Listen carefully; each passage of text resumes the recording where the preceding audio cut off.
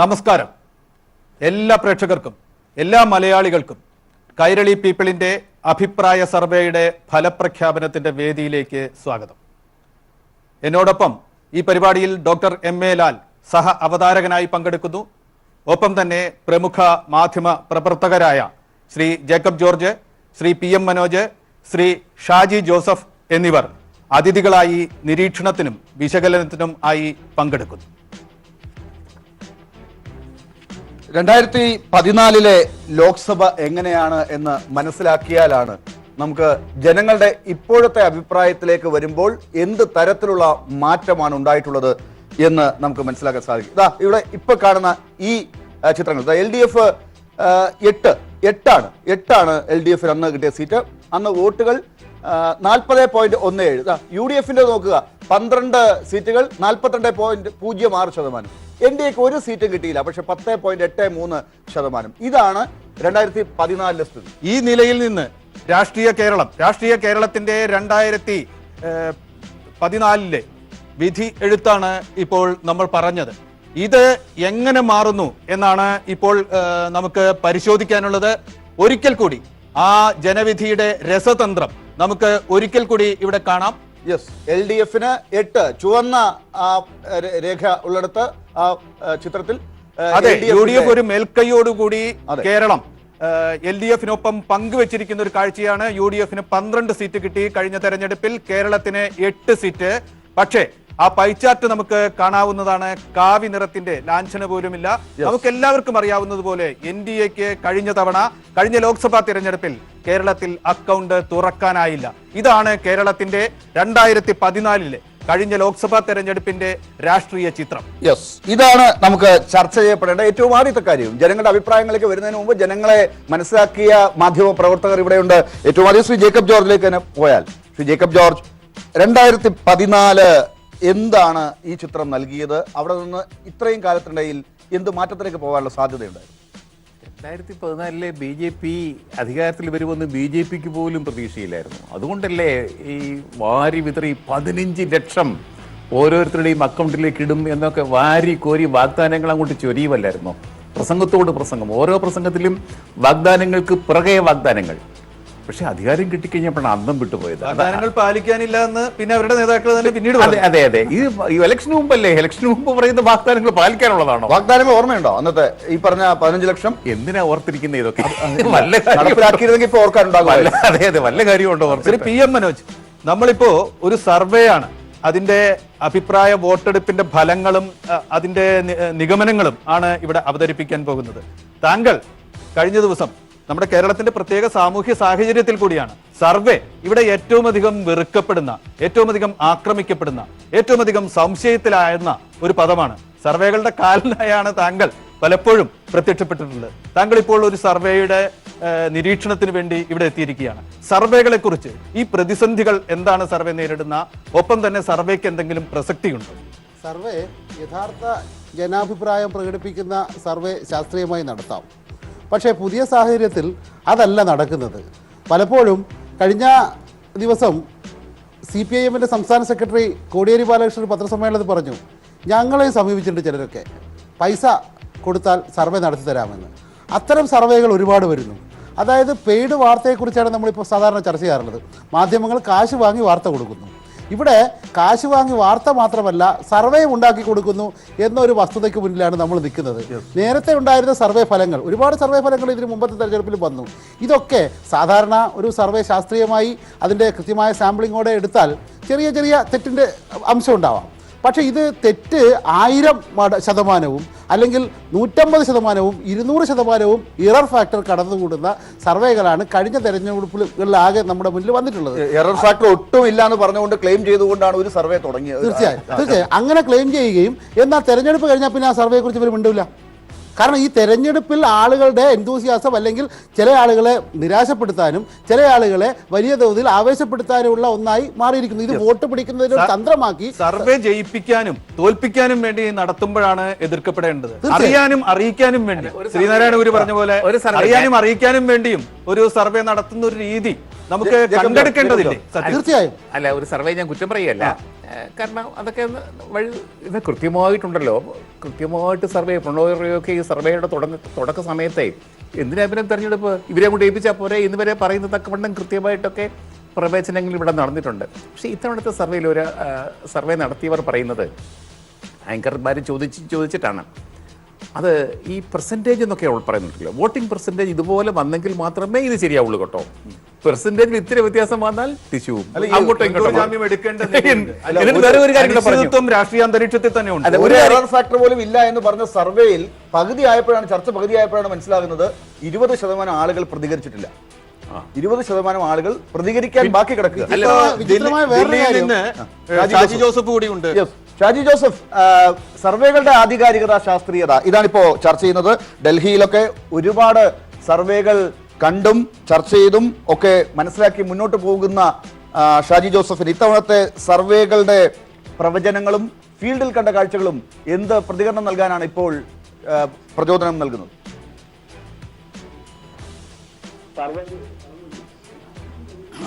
നമുക്ക് ഈ സർവേകൾ നാഷണൽ ലെവലിൽ നടക്കുന്ന പല സർവേകളും, പ്രത്യേകിച്ച് 2019 തെരഞ്ഞെടുപ്പിനോടനുബന്ധിച്ച് നടക്കുന്ന പല സർവേകളും ഒരു തമാശ മാത്രമായിട്ട് കരുതുക എന്നതാണ് എൻ്റെ അഭിപ്രായം.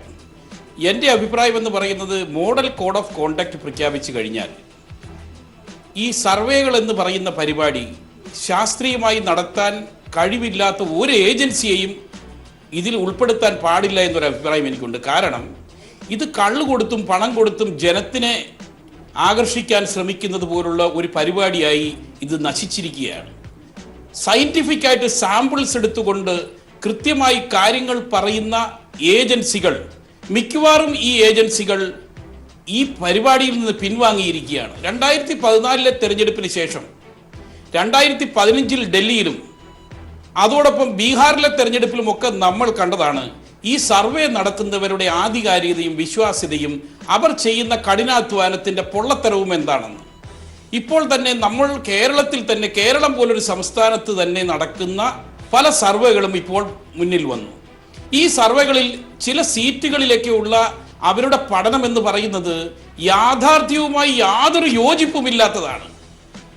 ഏതാണ്ട് പഴയ കാര്യങ്ങളൊക്കെ വെച്ചുകൊണ്ട് കണക്ക് കൂട്ടി അങ്ങ് പറയുകയാണ് ഇങ്ങനെയുള്ള കാര്യങ്ങൾ. സാമ്പിൾ സർവേ എന്ന് പറയുന്നത്, അല്ലെങ്കിൽ സാമ്പിൾ സ്റ്റഡി എന്ന് പറയുന്നത്, it is A Herculean task. ഈ ഹെർക്കൂലിയൻ ടാസ്ക് നടത്തിയെടുക്കാനുള്ള അവരുടെയൊക്കെ ഒരു കഴിവിനെ തന്നെ ചോദ്യം ചെയ്യുന്ന രീതിയിലാണ് റിസൾട്ടിലേക്ക് പോകുന്നത്. ഒന്ന് ആലോചിക്കുക, ഒരു മേൽക്കോയ്മ എവിടെയെങ്കിലും എന്തെങ്കിലും പ്രതാപമുണ്ട്, ഒരു പേരുണ്ട് എന്ന് കണ്ടുകൊണ്ട് മാധ്യമങ്ങൾ സർവേയുടെ പേരിൽ ആളുകളുടെ ഇടയിലേക്ക് എത്തിച്ചേരുന്നതാണ് പലപ്പോഴും പ്രശ്നമുണ്ടാക്കുന്നത്. അതിന്റെ വിശ്വസനീയത പലപ്പോഴും നശിക്കുന്നത്. നമ്മുടെ ഒപ്പീനിയൻ പോൾ സർവേയിലേക്ക് വരുന്നതിന് മുമ്പായി NPC, നമുക്ക് ഇത്തവണത്തെ സ്ഥാനാർത്ഥികളുടെ ഒരു ചിത്രം നമുക്ക് നോക്കേണ്ടതുണ്ട്. 20 മണ്ഡലങ്ങളിലെയും സ്ഥാനാർത്ഥികളുടെ ചിത്രത്തിലേക്ക് നമുക്ക് നോക്കാം. കേരളത്തിലെ രാഷ്ട്രീയ സാക്ഷരതയുള്ള എല്ലാവർക്കും അറിയാവുന്ന ഒരു കാര്യം തന്നെയാണ് ഇത്. കാസർഗോഡ് നിന്നാണ് തുടങ്ങുന്നത്. കാസർഗോഡ് സതീഷ് ചന്ദ്രൻ, രാജ്മോഹൻ ഉണ്ണിത്താൻ, രവീഷ് തന്ത്രി കുണ്ടാർ അവരാണ് CPM-നെയും UDF-നെയും BJP-യെയും പ്രതിനിധീകരിച്ച് കാസർഗോഡ് പ്രധാന സ്ഥാനാർത്ഥികൾ. അടുത്തത് കണ്ണൂരിൽ നിന്ന് മത്സരിക്കുന്നത് CPIM-ന് വേണ്ടി, LDF-ന് വേണ്ടി PK ശ്രീമതിയാണ്. കോൺഗ്രസിന് വേണ്ടി, UDF-ന് വേണ്ടി K സുധാകരൻ മത്സരിക്കുന്നു. CK പത്മനാഭനാണ് BJP-ക്ക് വേണ്ടി മത്സരിക്കുന്നത്. യെസ്, നമുക്ക് അടുത്ത മണ്ഡലത്തിലേക്ക് പോവാം. അടുത്ത മണ്ഡലം നമുക്കറിയാം വടകരയാണ്. വളരെ ശ്രദ്ധേയമായ മത്സരം നടക്കുന്ന വടകരയിൽ CPM-നെ പ്രതിനിധീകരിച്ച P ജയരാജൻ, കോൺഗ്രസിന്റെ K മുരളീധരൻ, BJP-യുടെ VK സജീവൻ, ഇവരാണ് മത്സരിക്കുന്നത്. ദേശീയ ശ്രദ്ധയാകർഷിച്ച അതിനു മുമ്പ് നമുക്ക് കോഴിക്കോട്ടിലേക്കാണ് വരുന്നത്. കോഴിക്കോട്ട് ദേശീയ ശ്രദ്ധയുണ്ടായിരുന്നു. CPIM-ന്റെ പ്രതിനിധിയായി പ്രദീപ് കുമാറാണ് മത്സരിക്കുന്നത്. ഒപ്പം തന്നെ കോൺഗ്രസിന് വേണ്ടി MK രാഘവൻ സിറ്റിംഗ് MP മത്സരിക്കുന്നു. BJP-ക്ക് വേണ്ടി പ്രകാശ് ബാബു മത്സര രംഗത്തുണ്ട്. ഇനി അടുത്തതാണ് NPC നേരത്തെ ചൂണ്ടിക്കാട്ടിയ ശരിക്കും ദേശീയ ശ്രദ്ധ പിടിച്ചുപറ്റിയ വയനാട്. CPI-യുടെ PP സുനീറാണ് ഇടതുപക്ഷത്തിന് വേണ്ടി. UDF-ന് വേണ്ടി രാഹുൽ ഗാന്ധി തന്നെ മത്സരിക്കുന്നു. കോൺഗ്രസിന്റെ BDJS-ന്റെ തുഷാർ വെള്ളാപ്പള്ളി. അടുത്ത മണ്ഡലത്തിലേക്ക് മലപ്പുറമാണ്. മലപ്പുറത്ത് LDF-ന് വേണ്ടി VP സാനു രംഗത്തിറങ്ങിയിരിക്കുന്നു. മുസ്ലിം ലീഗിന് വേണ്ടി സിറ്റിംഗ് MP PK കുഞ്ഞാലിക്കുട്ടിയാണ്. ഒപ്പം തന്നെ BJPക്ക് വേണ്ടി ഉണ്ണികൃഷ്ണൻ മത്സരിക്കുന്നു. അടുത്തത് പൊന്നാനിയാണ് നമുക്ക് നോക്കേണ്ടത്. പൊന്നാനിയിൽ ശ്രദ്ധേയമായ മത്സരമാണ്. PV അൻവറാണ് CPIM-ന്റെ സ്ഥാനാർത്ഥി. IUML-ന്റെ UDF സ്ഥാനാർത്ഥി ET മുഹമ്മദ് ബഷീറാണ്. BJP സ്ഥാനാർത്ഥി VT Rama. Palakkad sitting MP രാജേഷാണ് CPIM-ന് വേണ്ടി രംഗത്തിറങ്ങിയിരിക്കുന്നത്. കോൺഗ്രസിന് വേണ്ടി VK ശ്രീകണ്ഠൻ മത്സരിക്കുന്നു. BJPക്ക് വേണ്ടി രംഗത്തുള്ളത് കൃഷ്ണകുമാറാണ്, C കൃഷ്ണകുമാർ. ആലത്തൂരാണ് നമുക്ക് അടുത്ത് നോക്കേണ്ട മണ്ഡലം. ആലത്തൂരിൽ സിറ്റിംഗ് MP തന്നെയായ PK ബിജു ആണ് അവിടെ CPM-ന് വേണ്ടി മത്സരിക്കുന്നത്. കോൺഗ്രസിന്റെ രമ്യ ഹരിദാസ് കോഴിക്കോട്ട് നിന്ന് അവിടെ എത്തി ആലത്തൂരിൽ വന്ന് മത്സരിക്കുന്നു. BDJS-ന്റെ സ്ഥാനാർത്ഥി TV ബാബുവാണ്. തൃശൂർ മണ്ഡലമാണ് അടുത്തത്. CPI-യുടെ രാജാജി മാത്യു തോമസ് ആണ് LDF-ന്റെ സ്ഥാനാർത്ഥി. കോൺഗ്രസിന് വേണ്ടി TN പ്രതാപൻ മത്സരിക്കുന്നു. BJPക്ക് വേണ്ടി സിനിമാ നടൻ കൂടിയായ സുരേഷ് ഗോപി മത്സര രംഗത്തുണ്ട്. അടുത്തതും സിനിമാ താരത്തിന്റെ പ്രത്യേകതയുള്ള ചാലക്കുടിയാണ്. ഇന്നസെന്റ് സിറ്റിംഗ് MP ആണ് ഇടതുപക്ഷത്തിന്റെ. ബെന്നി ബെഹനാൻ UDF കൺവീനറാണ് കോൺഗ്രസ് സ്ഥാനാർത്ഥി. BJP-യുടെ AN രാധാകൃഷ്ണൻ ആണ് BJPക്ക് വേണ്ടി അവിടെ ഇപ്പോൾ മത്സരിക്കുന്നത്. ഇപ്പോൾ എറണാകുളത്തേക്ക് വരികയാണ്. എറണാകുളത്ത് CPIM-ന്റെ P രാജീവ് LDF-ന് വേണ്ടി രംഗത്ത് ഇറങ്ങിയിരിക്കുന്നു. കോൺഗ്രസിന് വേണ്ടി ഹൈബി ഈഡനാണ് മത്സരിക്കുന്നത്. BJPക്ക് വേണ്ടി നമുക്ക് എല്ലാവർക്കും അറിയുന്ന അൽഫോൺസ് കണ്ണന്താനം മത്സരിക്കുന്നു. അടുത്തത് ഇടുക്കിയാണ്. ഇടുക്കിയിലും സിറ്റിംഗ് MP തന്നെയാണ് ഇടതുപക്ഷ സ്ഥാനാർത്ഥി. ജോയ്സ് ജോർജ് ആണ് അദ്ദേഹം. കോൺഗ്രസിന്റെ ഡീൻ കുര്യാക്കോസ് യൂത്ത് കോൺഗ്രസിന്റെ അധ്യക്ഷനാണ്. ഒപ്പം BDJ സ്ഥാനാർത്ഥി ബിജു കൃഷ്ണനാണ് സ്ഥാനാർത്ഥി. കോട്ടയമാണ് അടുത്തത്. CPIM-ന് വേണ്ടി VN വാസവൻ മത്സരിക്കുന്നു. UDF-ന് വേണ്ടി കേരള കോൺഗ്രസ് മാണിയുടെ തോമസ് ചാഴികാടൻ മത്സരിക്കുന്നു. NDA-ക്ക് വേണ്ടി PC തോമസ് മത്സരിക്കുന്നു. അടുത്ത മണ്ഡലം വളരെ ശ്രദ്ധേയമായ പത്തനംതിട്ടയാണ്. പത്തനംതിട്ടയിൽ ഇടതുപക്ഷത്തിന്റെ MLA കൂടിയായ വീണ ജോർജ് ആണ് അവിടെ മത്സരിക്കുന്നത്. സിറ്റിംഗ് MP കോൺഗ്രസ് സ്ഥാനാർത്ഥി ആന്റോ ആന്റണിയാണ്. BJP-യുടെ സ്ഥാനാർത്ഥി K സുരേന്ദ്രൻ. ആലപ്പുഴയിലേക്കാണ് ഇനി പോകുന്നത്. CPIM-ന് വേണ്ടി AM ആരിഫ് മത്സരിക്കുന്നു. കോൺഗ്രസിന് വേണ്ടി ഷാനിമോൾ ഉസ്മാൻ മത്സരിക്കുന്നു. BJPക്ക് വേണ്ടി ഡോക്ടർ KS രാധാകൃഷ്ണനാണ് മത്സര രംഗത്തുള്ളത്. അടുത്തത് മാവേലിക്കരയാണ്. മാവേലിക്കരയിൽ കോൺഗ്രസിന്റെ സ്ഥാനാർത്ഥി സിറ്റിംഗ് MP ആണ് കൊടിക്കുന്നിൽ സുരേഷാണ്. പക്ഷെ ആദ്യം കാണുന്നത് ഇടതുപക്ഷത്തിന്റെ സ്ഥാനാർത്ഥി ചിറ്റയം ഗോപകുമാറാണ്. മൂന്നാമതായി കാണുന്നത് BDJS-ന്റെ തഴവ സഹദേവ്. കൊല്ലമാണ് അടുത്ത മണ്ഡലം. KN ബാലഗോപാലാണ് CPIM-ന് വേണ്ടി മത്സരിക്കുന്നത്. RSP-യുടെ NK പ്രേമചന്ദ്രനാണ് UDF സ്ഥാനാർത്ഥി. BJPക്ക് വേണ്ടി സാബു വർഗീസ് മത്സരിക്കുന്നു. വീണ്ടും ആറ്റിങ്ങലിലേക്ക് വരുമ്പോൾ ഒരു സിറ്റിംഗ് MP തന്നെയാണ് ഇടതുപക്ഷത്തിന് വേണ്ടി മത്സരിക്കുന്നത്. ഡോക്ടർ A സമ്പത്താണ് അവിടുത്തെ സ്ഥാനാർത്ഥി. കോൺഗ്രസിന്റെ അടൂർ പ്രകാശാണ് കോന്നിയിൽ നിന്ന് ഇവിടെ ആറ്റിങ്ങലിൽ വന്ന് മത്സരിക്കുന്നത്. BJP-യുടെ ശോഭാ സുരേന്ദ്രൻ ഏറ്റവും ഒടുവിൽ ആറ്റിങ്ങലിൽ വരികയായിരുന്നു. BJP-യുടെ ശോഭാ സുരേന്ദ്രൻ. മത്സര ചിത്രം പൂർണ്ണമാക്കിക്കൊണ്ട് തിരുവനന്തപുരത്തിന്റെ സ്ഥാനാർത്ഥി നിരയാണ് നമ്മൾ കാണുന്നത്. CPI-ക്ക് വേണ്ടി C ദിവാകരൻ രംഗത്ത് ഉണ്ട്. കോൺഗ്രസിന് വേണ്ടി സിറ്റിംഗ് MP ശശി തരൂർ മത്സരിക്കുന്നു. BJPക്ക് വേണ്ടി മുൻ ഗവർണർ കൂടിയായ കുമ്മനം രാജശേഖരൻ മത്സരിക്കുന്നു. നമുക്ക് ഇപ്പോ ഈ വന്ന സ്ഥാനാർത്ഥികളുടെ കാര്യത്തിൽ ഒരു ചർച്ച അനിവാര്യമാണെന്ന് തോന്നുന്നു. അവിടെ ഏറ്റവും ആദ്യം PM മനോജിൽ നിന്ന് തുടങ്ങിയാൽ, PM മനോജ്, താങ്കൾ ഒരുപക്ഷെ കൂടുതൽ ആഭിമുഖ്യം പുലർത്തുന്ന വിഭാഗത്തിന്റെ സ്ഥാനാർത്ഥികളാണ് ആദ്യം വന്നത് എന്നതുകൊണ്ടാണ് താങ്കളിലേക്ക് ഞാൻ ആദ്യം ചോദ്യം ഉന്നയിച്ചത്. താങ്കളുടെ വിശ്വാസം എന്താണ്? ആദ്യം വന്നത് ആദ്യമേ തന്നെ ഒരുപാട് മുന്നിലെത്തി ഇപ്പോഴും അങ്ങനെ പോകുന്നു എന്നാണോ? ആദ്യം വന്നു എന്ന് മാത്രമല്ല, 20 സ്ഥാനാർത്ഥികളെ ഒന്നിച്ച് പ്രഖ്യാപിക്കുന്നു LDF. ആ 20 സ്ഥാനാർത്ഥികളും ജനങ്ങളിലേക്ക് ഇറങ്ങുകയാണ്. അവസാനം നമുക്ക് വയനാട്ടിലെ സ്ഥാനാർത്ഥിയും വടകരയിലെ സ്ഥാനാർത്ഥിയും UDF-ൽ എപ്പോഴാണ് വന്നതെന്നറിയാം. അത് തെരഞ്ഞെടുപ്പിൽ നോമിനേഷൻ കൊടുക്കാനുള്ള ദിവസത്തിൻ്റെ തൊട്ട് മുമ്പാണ് ഈ അഖിലേന്ത്യാ പ്രസിഡന്റ് AICC-യുടെ പ്രസിഡന്റാണ് രാഹുൽ ഗാന്ധി.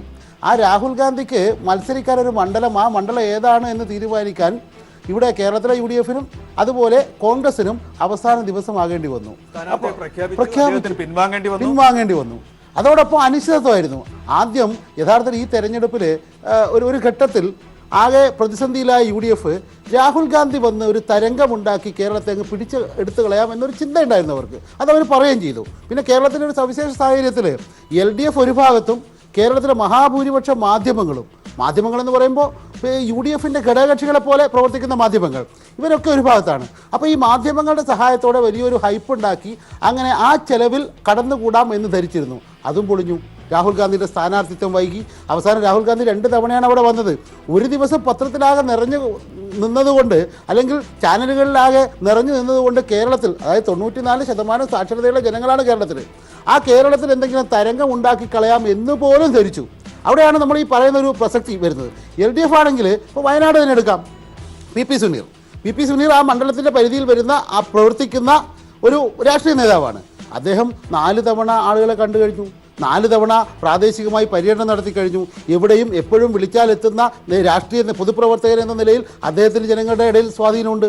അതോടൊപ്പം തന്നെ നമ്മളിപ്പോൾ രാഹുൽ ഗാന്ധിയുടെ ഇന്നലത്തെ റോഡ് ഷോ കണ്ടു. ആ റോഡ് ഷോ കഴിഞ്ഞ് ഇന്ന് CPM-ന്റെ ജനറൽ സെക്രട്ടറി അവിടെ ചെന്നിട്ടുണ്ട്. അല്ലെങ്കിൽ ആദ്യം രാഹുൽ ഗാന്ധി നോമിനേഷൻ കൊടുക്കാൻ വരുന്ന ദിവസമുള്ള റോഡ് ഷോ നമ്മൾ കണ്ടു. അത് കഴിഞ്ഞ് അടുത്ത ദിവസം കേരളത്തിലെ 2-3 മന്ത്രിമാർ അവിടെ ചെന്നിട്ട് റോഡ് ഷോ നടത്തി. ആ റോഡ് ഷോ നടത്തുമ്പോൾ വയനാട്ടിലെ ആളുകൾ മാത്രമാണ് പങ്കെടുത്തത്. രാഹുൽ ഗാന്ധിക്ക് വേണ്ടി കേരളത്തിന് പുറത്തുനിന്ന് പോലും ആൾ വന്നു.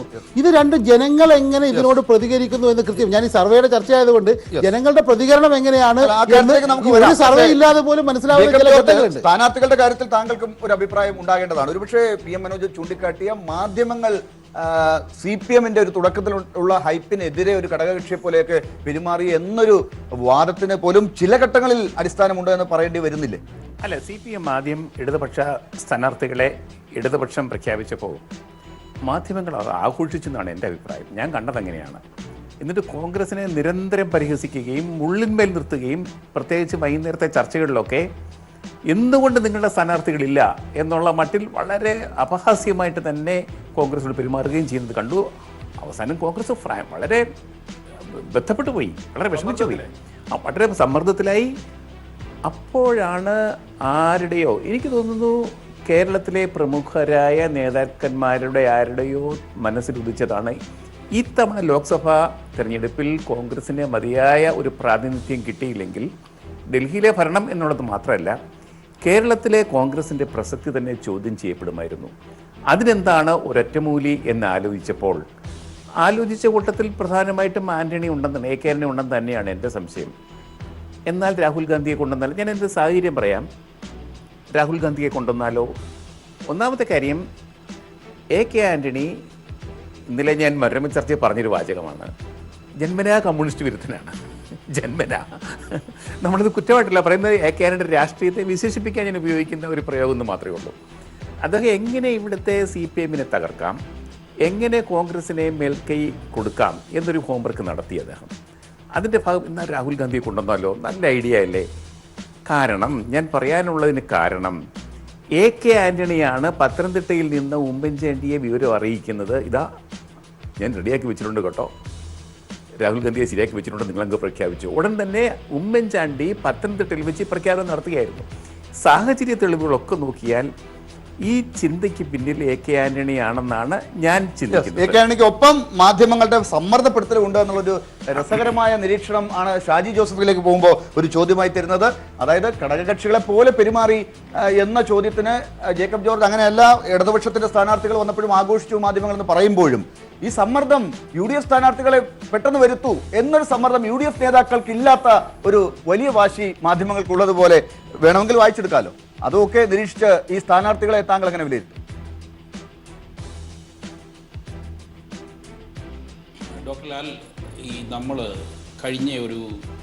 പ്രത്യേകിച്ച് ഈ കഴിഞ്ഞ 4-5 വർഷം ഇന്ത്യയിലെ മാധ്യമങ്ങളുടെ പ്രവർത്തനം കണ്ടാൽ ഈ ഓരോ പാർട്ടികളുടെയും, പ്രത്യേകിച്ച് മുഖ്യധാര രാഷ്ട്രീയ പാർട്ടികളുടെ അജണ്ട സെറ്റ് ചെയ്യുന്ന ഒരു ധർമ്മം പോലും സെൽഫ് പ്രൊക്ലെയിംഡ് ആയിട്ട് മാധ്യമങ്ങൾ ഏറ്റെടുക്കുന്നതായിട്ട് നമുക്ക് തോന്നിയിട്ടുണ്ട്. ഇതുകൊണ്ട് തന്നെയാണ് ഇന്ന് മാധ്യമങ്ങളെ വളരെയധികം വിമർശിക്കപ്പെടുന്നത്. ഇതിനും അപ്പുറമായിട്ട് രാഷ്ട്രീയ പാർട്ടികളുടെ അജണ്ട സെറ്റ് ചെയ്യുക എന്നതിനും അപ്പുറമായിട്ട് മാധ്യമങ്ങൾ അവരുടെ മാധ്യമധർമ്മങ്ങൾ ജനങ്ങളോടുള്ള ഒരു അക്കൗണ്ടബിലിറ്റി മറന്നു പോകുന്നു എന്നതുകൊണ്ട് തന്നെ ജനങ്ങളെ സ്വാധീനിക്കാൻ, രാഷ്ട്രീയ പാർട്ടികൾക്ക് വേണ്ടി സ്വാധീനിക്കുന്ന ഒരു നീക്കത്തിലേക്ക് മാധ്യമങ്ങൾ വ്യതിചലിക്കുമ്പോഴാണ് ക്രെഡിബിലിറ്റി എന്നൊരു വിശ്വാസ്യത എന്ന് പറയുന്ന ജനങ്ങളുടെ വിശ്വാസം അവർക്ക് നഷ്ടപ്പെടുന്നത്. ഇപ്പോൾ കേരളത്തിൽ നിങ്ങൾ പറഞ്ഞുകൊണ്ടിരിക്കുന്ന ഈ ഒരു സംഭവം ഞാനും വളരെ ശ്രദ്ധിച്ച ഒരു കാര്യമാണ്. കേരളത്തിൽ CPIM നേതൃത്വം കൊടുക്കുന്ന ഇടതുപക്ഷ ജനാധിപത്യ മുന്നണി അവരുടെ കാൻഡിഡേറ്റിനെ എല്ലായ്പ്പോഴും ചെയ്യുന്ന പോലെ ഒന്നിച്ച് പ്രഖ്യാപിച്ചപ്പോൾ കോൺഗ്രസിനെ കൊണ്ട് അല്ലെങ്കിൽ UDF കൊണ്ട് അത് നടത്തിക്കുക, അതിനുശേഷം BJP കൊണ്ട് അത് നടത്തിക്കുക എന്നതിന് ഇറങ്ങിത്തിരിച്ച മാധ്യമങ്ങൾ എല്ലാ ദിവസവും ചൂടുള്ള വാർത്തകളായിട്ടാണ് അത് കൊടുത്തുകൊണ്ടിരുന്നത്. അവിടെ ഓരോ രാഷ്ട്രീയ പാർട്ടിയുടെയും അജണ്ട എങ്ങനെ നടത്തിയെടുക്കണം എന്നത് ആ പാർട്ടിയുടെ സംസ്ഥാന പ്രസിഡന്റുകളും ദേശീയ പ്രസിഡന്റുമാരെക്കാൾ കൂടുതലായി ഉത്തരവാദിത്തപ്പെട്ടവർ മാധ്യമങ്ങളാണെന്ന് തോന്നുന്ന രംഗങ്ങളായ വാർത്തകൾ ഉണ്ടായിട്ടുണ്ടായിരുന്നു. ഇതൊക്കെ പറയുമ്പോഴും ഒരു കാര്യം നമ്മൾ മനസ്സിലാക്കുക, മാധ്യമങ്ങൾക്ക് രാഷ്ട്രീയ വാർത്തകൾ എന്ന് പറയുന്നത് ഇന്ന് വാർത്ത എന്ന് പറയുന്നതിന്റെ പ്രയോറിറ്റിയിലെ ലിസ്റ്റിലെ ഏറ്റവും മേളിൽ നിൽക്കുന്ന കാരണമാണ്. ഇവിടെ TRPക്ക് വേണ്ടിയുള്ള മത്സരം, അതുപോലെ തന്നെ സർക്കുലേഷന് വേണ്ടിയിട്ടുള്ള മത്സരങ്ങളൊക്കെ നടക്കുന്നു. അത് തന്നെയാണ് പോയിന്റ്. അതിലേക്കാണ് നമ്മൾ ചർച്ച ചെയ്തത്. അത് തന്നെയാണ് ഷാജി ജോസഫിന്റെയും നിരീക്ഷണം. TRP എന്ന പുതിയ വാക്ക്, പഴയ വാക്കാണ് അദ്ദേഹം ഉപയോഗിച്ചത്. നമ്മളിപ്പോൾ വീണ്ടും സർവേയുടെ ഫലങ്ങൾ അറിയാൻ വേണ്ടി ജനങ്ങൾ ആകാംക്ഷാഭരിതരായി കാത്തിരിക്കുകയാണ്. നമുക്ക് കഴിഞ്ഞ തവണത്തെ വിജയികളുടെ പട്ടിക ഒന്ന് കണ്ടുകൊണ്ട് പുതിയ ഫലപ്രഖ്യാപനത്തിന്റെ പുതിയ സർവേ ഫലത്തിന്റെ ഓരോ മണ്ഡലത്തിലും ആരാണ് വിജയിച്ചത്? ഇതായിരുന്നു കാസർകോട്ടെ MP. ഇതാ മുകളിൽ നിൽക്കുന്ന P. കരുണാകരനാണ്. അന്നവിടെ മത്സരിച്ചത് സിദ്ദിഖാണ്, കോൺഗ്രസിന്റെ. K. സുരേന്ദ്രൻ BJP സ്ഥാനാർത്ഥിയായിരുന്നു. കണ്ണൂരിന് വേണ്ടി കണ്ണൂരിൽ ജയിച്ചത് PK ശ്രീമതിയാണ്. LDFന്റെ K. സുധാകരൻ, കോൺഗ്രസിന്റെ K. സുധാകരനാണ് പരാജയപ്പെട്ടത്. അതെ, BJP PC മോഹനായിരുന്നു BJPയുടെ സ്ഥാനാർത്ഥി. യെസ്. അടുത്തത് വടകരയാണ്. വടകരയിൽ മുല്ലപ്പള്ളി ആയിരുന്നു ജയിച്ചത്. AN ഷംസീറാണ് അത് എതിരാളിയായിരുന്നത്. VK സജീവൻ തന്നെയാണ് BJPയുടെ അന്നത്തെയും സ്ഥാനാർത്ഥി. വയനാട്ടിലേക്ക് വരികയാണ്. അന്തരിച്ച MI ഷാനവാസാണ് അന്ന് അവിടെ നിന്ന് വിജയിയായത്. CPIയുടെ സത്യൻ മൊഗേരിയാണ് പരാജയപ്പെട്ട LDF സ്ഥാനാർത്ഥിയായിരുന്നത്. അടുത്ത കോഴിക്കോടാണ്. കോഴിക്കോട് MK രാഘവൻ ഇപ്പോഴും അദ്ദേഹം MP ആണ്. അതെ, അദ്ദേഹം വീണ്ടും മത്സരിക്കുന്നു. ഇപ്പോൾ വീണ്ടും മത്സരിക്കുന്നു. അദ്ദേഹമാണെന്ന് വിജയിച്ചത്. A. വിജയരാഘവനായിരുന്നു LDF സ്ഥാനാർത്ഥി. CK പത്മനാഭൻ അന്ന് കോഴിക്കോടായിരുന്നു. മലപ്പുറമാണ് അടുത്തത്. അന്തരിച്ച E. അഹമ്മദാണ് അന്ന് അവിടെ നിന്ന് മുസ്ലിം ലീഗിന് വേണ്ടി MP ആയി തെരഞ്ഞെടുക്കപ്പെട്ടത്. അതെ, PK സൈനബയാണ് LDFന് വേണ്ടി രണ്ടാം സ്ഥാനത്തെത്തിയ സ്ഥാനാർത്ഥി. N. ശ്രീപ്രകാശാണ് BJPയുടെ സ്ഥാനാർത്ഥി. യെസ്, മലപ്പുറം ബൈ ഇലക്ഷനിലാണ് നമ്മളിപ്പോൾ പറയുന്നത്. ബൈ ഇലക്ഷനിൽ PK കുഞ്ഞാലിക്കുട്ടിയാണ് വിജയിച്ചത്. തൊട്ടടുത്ത് MP ഫൈസൽ ആണ് ഇടതുപക്ഷ സ്ഥാനാർത്ഥി. അടുത്തത് പൊന്നാനിയാണ്. ET മുഹമ്മദ് ബഷീറാണ്, ലീഗിന്റെ ET മുഹമ്മദ് ബഷീറാണ് വിജയിയായത്. B. അബ്ദുറഹിമാനാണ് LDFന്റെ സ്വതന്ത്ര സ്ഥാനാർത്ഥി പരാജയപ്പെട്ടത്. യെസ്, അടുത്തത് പാലക്കാടാണ്. MB രാജേഷാണ് വിജയിച്ചത്. MP വീരേന്ദ്രകുമാർ, ഇപ്പോൾ LDFനൊപ്പമുള്ള MP വീരേന്ദ്രകുമാർ ആയിരുന്നു എതിരാളി. ശോഭാ സുരേന്ദ്രൻ അന്ന് പാലക്കാടായിരുന്നു. അടുത്തത് ആലത്തൂരാണ്. PK ബിജുവാണ് LDFന്റെ സ്ഥാനാർത്ഥി അവിടെ വിജയിച്ചത്. KA ഷീബയാണ് UDFന് വേണ്ടി തൊട്ടടുത്ത എതിരാളിയായി വന്നത്. യെസ്, തൃശൂരിൽ അന്ന് വിജയിച്ചത് CN ജയദേവനാണ്. എതിരാളി KP ധനപാലൻ ആയിരുന്നു. KP ശ്രീശനാണ് അന്ന് BJP സ്ഥാനാർത്ഥി. ചാലക്കുടിയാണ്. ഇന്നസെന്റ് ആണ് LDFന് വേണ്ടി അവിടെ അട്ടിമറി വിജയം നേടിയത്. PC ചാക്കോ ആണ് UDFന് വേണ്ടി പരാജയപ്പെട്ട സ്ഥാനാർത്ഥി. BJPയുടെ B. ഗോപാലകൃഷ്ണനായിരുന്നു BJP സ്ഥാനാർത്ഥി. യെസ്, എറണാകുളത്ത് പ്രൊഫസർ KV തോമസ് ആണ് അന്ന് വിജയിച്ചത്. ഇപ്പോൾ അദ്ദേഹം വാർത്തകളിൽ ഒരുപാട് ഉണ്ട്. അന്ന് ക്രിസ്റ്റി ഫെർണാണ്ടസ് ആയിരുന്നു ഇടതുപക്ഷ സ്ഥാനാർത്ഥി. AN രാധാകൃഷ്ണൻ അന്ന് എറണാകുളത്താണ് മത്സരം. ഇടുക്കിയാണ് അടുത്ത മണ്ഡലം. ജോയ്സ് ജോർജ് ആണ് MP ആയത്. LDFന്റെ ഡീൻ കുര്യാക്കോസ് ആണ് UDFന് വേണ്ടി പരാജയപ്പെട്ടത്. ഇവർ തമ്മിലാണ് ഇപ്പോഴും പോരാട്ടം നടക്കുന്നത്, പ്രധാന പോരാട്ടം. കോട്ടയത്ത് അന്ന് ജോസ് കെ മാണി ആണ് വിജയിച്ചത്. ഇപ്പോഴത്തെ ഇടതുപക്ഷത്തിന് വേണ്ടി മാത്യു T. തോമസ് ആയിരുന്നു. നോബിൾ മാത്യു ആണ് BJP സ്ഥാനാർത്ഥി. ആലപ്പുഴയാണ് അടുത്ത മണ്ഡലം. KC വേണുഗോപാലാണ് UDFന്റെ KC വേണുഗോപാൽ വിജയിച്ചു. ചന്ദ്രബാബു ആയിരുന്നു CPIMന്റെ സ്ഥാനാർത്ഥി. യെസ്, മാവേലിക്കരയിൽ കൊടിക്കുന്നിൽ സുരേഷാണ് വിജയിച്ചത്. അന്ന് ചെങ്ങറ സുരേന്ദ്രനായിരുന്നു ഇടതുപക്ഷ സ്ഥാനാർത്ഥി. സുധീറാണ് BJPയുടെ സ്ഥാനാർത്ഥിയായിരുന്നു. പത്തനംതിട്ട ആന്റോ ആന്റണിയാണ് MP ആയത്. ഫിലിപ്പോസ് തോമസ് ആണ് LDFന് വേണ്ടി രണ്ടാമതെത്തിയ സ്ഥാനാർത്ഥി. MT രമേശ് BJPക്ക് വേണ്ടി മത്സരിച്ചു. കൊല്ലത്ത് NK പ്രേമചന്ദ്രൻ വിജയിച്ചു.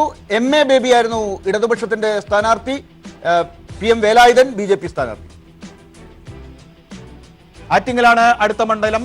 എ സമ്പത്താണ് LDF-ന് വേണ്ടി വിജയിച്ചത്. ബിന്ദു കൃഷ്ണ കോൺഗ്രസിന് വേണ്ടി മത്സരിച്ച് 2ാം സ്ഥാനത്തിൽ. ഏറ്റവും പ്രധാനപ്പെട്ട മണ്ഡലമെന്ന് നേരത്തെ NPC ചൂണ്ടിക്കാട്ടിയ തിരുവനന്തപുരത്ത് ഡോക്ടർ ശശി തരൂർ ആണ് വിജയിച്ചത്. O രാജഗോപാലാണ് BJP സ്ഥാനാർത്ഥി. തൊട്ടടുത്ത് 2ാമതായി വന്നത് ബെനറ്റ് എബ്രഹാം, അന്ന് 3ാമതായി LDF-ൽ. ഇതാണ് കഴിഞ്ഞ തവണത്തെ സ്ഥാനാർത്ഥികൾ. അവരിൽ വിജയിച്ചത് ആരാണെന്നാണ് നമ്മൾ കണ്ടത്. ഇങ്ങനെ വിജയിച്ചതിന്റെ ഒരു കാരണവും കൂടി ഈ സ്ഥാനാർത്ഥികൾ കാണുമ്പോൾ ഇവരിൽ ഇന്ന കാരണം കൊണ്ടാണ് വിജയിച്ചത് എന്നൊരു തോന്നൽ പൊതുവെ നോക്കുമ്പോൾ പറയാൻ എന്താണ് തോന്നുക ജേക്കബ്? അല്ല, രാഷ്ട്രീയം തന്നെയാണ് പ്രധാന കാരണം. കേരളത്തിലെ ജനങ്ങൾക്ക് കടുത്ത നല്ല ഒന്നാം തരം രാഷ്ട്രീയമുണ്ട്, രാഷ്ട്രീയ ബോധമുണ്ട്. അപ്പം ആ രാഷ്ട്രീയ ബോധത്തിൻ്റെ അടിസ്ഥാനത്തിലുള്ള ഒരു ചേരിതിരിവ്. ഇവിടുത്തെ പ്രധാന മത്സരം ഐക്യജനാധിപത്യ മുന്നണിയും ഇടതുപക്ഷ ജനാധിപത്യ മുന്നണിയും തമ്മിൽ തന്നെയാണ്. അതിനിപ്പോഴും ഒരു വ്യത്യാസം വന്നിട്ടില്ല. 2014 തെരഞ്ഞെടുപ്പ് കഴിഞ്ഞിട്ട് അത് നോക്കിയാൽ BJPക്ക് ആകെ 10.something% വോട്ടുള്ളൂ. കേരളത്തിൽ ആകമാനം നോക്കുകയാണെങ്കിൽ 10.83%. ഇപ്പോൾ സർവേകളിലൊക്കെ പറയുന്നത് അത് 14, 15, 16 വരെ ആയിട്ടുണ്ട്. പക്ഷേ നമ്മൾ പറഞ്ഞിട്ടില്ല, സർവേകളിൽ പറയുന്നത് അങ്ങനെയൊക്കെ ഒരു ലെവലിലാണ് നിൽക്കുന്നത് മൊത്തത്തിൽ നോക്കുകയാണെങ്കിൽ. അപ്പോൾ ഇവിടെ നിന്ന് ഈ കേരള സമൂഹം നേരിടുന്ന ഏറ്റവും വലിയ ഭീഷണി അല്ലെങ്കിൽ വെല്ലുവിളി BJPയുടെ കടന്നുകയറ്റം. ആ കടന്നുകയറ്റം എവിടം വരെ പോകാം ഈ തിരഞ്ഞെടുപ്പിൽ, അതിനെ ആര് എവിടെ വെച്ച് തടയിടും, ഏത് രംഗത്ത് വെച്ച്, ഏത് പോയിന്റിൽ വെച്ച്, ഏത് ശതമാനത്തിൽ വെച്ച് തടയിടും. ജേക്കബ് ജോർജ് തിരിച്ചു വരാം. 2014 തെരഞ്ഞെടുപ്പ് കേരളത്തിൻ്റെതൊരു രാഷ്ട്രീയ വിധിയാണ്. പുതിയ രാഷ്ട്രീയ സാഹചര്യത്തിൽ കേരളം വിധിയെഴുത്താൻ പോവുകയാണ്. എന്താണ് വരാൻ പോകുന്ന വിധിയെക്കുറിച്ച്, കഴിഞ്ഞ വിധിയെക്കുറിച്ച് പറയാനുള്ളത്? PM 2014 2% താഴെ വോട്ടിൻ്റെ വ്യത്യാസത്തിനാണ് 4 സീറ്റ് മാറിയത്. അതെ, അതായത് 2% താഴെ വോട്ടേ ഉള്ളൂ. അപ്പോൾ കേരളത്തിലൊരു നേരിയ വ്യത്യാസം പോലും സീറ്റുകളുടെ എണ്ണത്തിൽ ഏറ്റക്കുറച്ചിലുണ്ടാകും. 12-8 എന്ന നിലയ്ക്ക് സീറ്റ് പങ്കിട്ടു. അപ്പോൾ ഇവിടെ നമ്മുടെ മുന്നിൽ ഏറ്റവും അവസാനത്തെ വിധി കഴിഞ്ഞ നിയമസഭാ തെരഞ്ഞെടുപ്പ് 2016 നിയമസഭാ തെരഞ്ഞെടുപ്പിലുള്ള വിധിയാണ്. ആ വിധി വെച്ച് നോക്കുമ്പോൾ കേരളത്തിൽ ഇടതുപക്ഷത്തിന് ശക്തമായ ഒരു മുന്നേറ്റം ഉണ്ടാക്കാൻ കഴിയുന്ന സാഹചര്യമുണ്ട്. ആ തെരഞ്ഞെടുപ്പ് കഴിഞ്ഞ് പിന്നെ ഒരു ടെസ്റ്റാണല്ലോ. ആ തെരഞ്ഞെടുപ്പ് കഴിഞ്ഞതിന് ശേഷം LDF-ൽ രാഷ്ട്രീയമായി ചില മാറ്റങ്ങൾ ഉണ്ടായിട്ടുണ്ട്. ആ മാറ്റം ഒന്ന്, നമ്മളിപ്പോൾ നേരത്തെ പാലക്കാട് സ്ഥാനാർത്ഥിയെക്കുറിച്ച് പറഞ്ഞു. പാലക്കാട് വീരേന്ദ്രകുമാറാണ് മത്സരിച്ചത്. ആ വീരേന്ദ്രകുമാറും അദ്ദേഹത്തിൻ്റെ പാർട്ടി ലോക് താന്ത്രിക് ജനത, ആ പാർട്ടിയും LDF-ലേക്ക് എത്തി. അതോടൊപ്പം തന്നെ കഴിഞ്ഞ തെരഞ്ഞെടുപ്പിൽ LDF-ന് പുറത്ത് നിന്നിരുന്ന ചില പാർട്ടികളുണ്ട്, INL പോലുള്ള പാർട്ടികൾ, അവരും LDF-നകത്തെത്തി. അപ്പോൾ രാഷ്ട്രീയമായിട്ട് ശാക്തിക ബലാബലത്തിൽ LDF-ന് അല്പം കൂടി മേൽക്കൈ കിട്ടി. അത് സൂചിപ്പിക്കുന്നത് അദ്ദേഹം പറഞ്ഞതുപോലെ BJP എത്ര ശതമാനം വോട്ട് കൂടുതൽ നേടുമെന്നതല്ല കേരളത്തിൻ്റെ പ്രശ്നം. യഥാർത്ഥത്തിൽ ഈ LDF ആർജിച്ച ഈ ജനപിന്തുണയെ, ശക്തിയെ, അത് അട്ടിമറിക്കാനുള്ള രാഷ്ട്രീയ അടിയൊഴുക്ക് എങ്ങനെ സൃഷ്ടിക്കപ്പെടും എന്നതാണ് ഈ തെരഞ്ഞെടുപ്പിലെ പ്രധാന പ്രശ്നമായിട്ട് ഞാൻ കാണുന്നത്. യെസ്, ഷാജി ജോസഫ്, അതായത് PM മനോജ് ചൂണ്ടിക്കാട്ടുന്നത് കഴിഞ്ഞ 2014 രാഷ്ട്രീയമായ പോരാട്ടമായിരുന്നു. അവിടെ ഇടതുപക്ഷത്തിന്റെ ചേരിയിൽ ചില ദൗർബല്യങ്ങൾ ഉണ്ടായിരുന്നു, അല്ലെങ്കിൽ കുറവുകൾ ഉണ്ടായിരുന്നത്, ചെറിയ നേരിയ വ്യത്യാസങ്ങൾ വോട്ടിന്റെ ഷെയറിൽ ഉണ്ടാക്കി. അതാണ് 4 സീറ്റുകൾ എന്ന നിലയിലേക്ക്, അതായത് 4 സീറ്റിന്റെ വ്യത്യാസം എന്ന നിലയിലേക്ക് മാറിയത്, 8-12 എന്ന രീതിയിലേക്ക് മാറിയത് എന്നതാണ്. താങ്കൾ അങ്ങനെ തന്നെ നിരീക്ഷിക്കുന്നുണ്ടോ?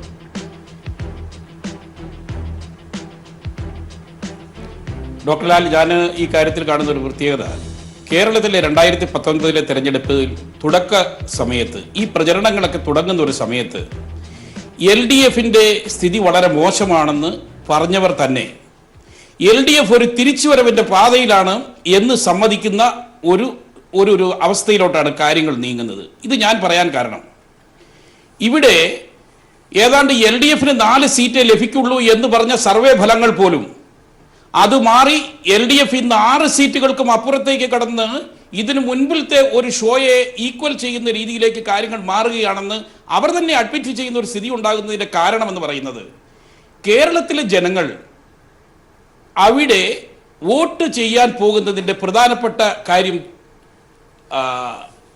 BJP എന്ന് പറയുന്ന ദേശീയത മാത്രം പ്രസംഗിക്കുന്ന ആ പാർട്ടി ഭരണത്തിൽ വരണമോ വേണ്ടയോ എന്ന തീരുമാനത്തിലാണ്. അവിടെ BJPയെ എതിർക്കുന്നതിൽ ആരാണ് ശക്തരായി നിൽക്കാൻ പോകുന്നത്, നോൺ കോംപ്രമൈസിംഗ് പോസ്റ്റർ ആരാണ് എടുക്കാൻ പോകുന്നത് എന്നതിനെക്കുറിച്ച് കേരളത്തിലെ ജനങ്ങൾക്കൊരു ധാരണയുണ്ട്.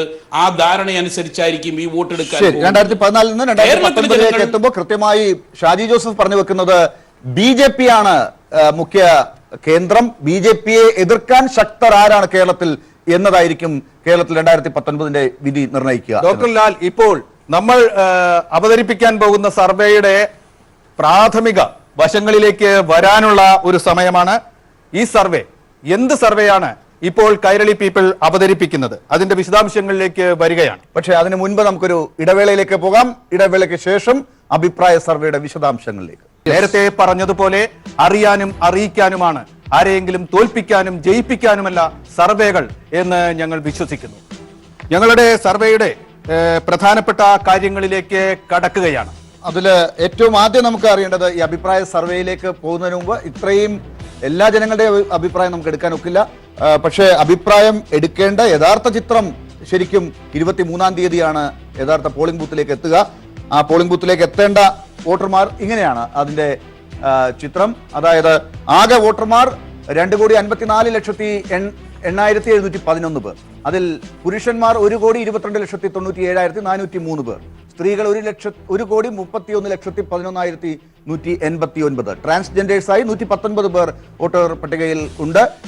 പുതിയ വോട്ടർമാർ 11,56,769. ഇത്രയും പേരുടെ അഭിപ്രായങ്ങളെ സമാഹരിക്കേണ്ട സാമ്പിൾ ആണ്. ആ പ്രക്രിയ എങ്ങനെയാണ് എന്നാണ് നമ്മൾ ഇപ്പോൾ പറയാൻ പോകുന്നത്. 2.5 കോടി വോട്ടർമാരുടെ അഭിപ്രായം എങ്ങനെയാണ് എന്ന് അഭിപ്രായ സർവേകളിലൂടെ കണ്ടെത്തി അവതരിപ്പിക്കാനുള്ള ഒരു ശ്രമം നമുക്ക് വേണ്ടി ഈ സർവേ നടത്തിയിരിക്കുന്നത് civil initiative for democratic assertion, CIDA എന്ന സംഘടനയാണ് ഈ സർവേ നമുക്ക് വേണ്ടി നടത്തിയിരിക്കുന്നത്.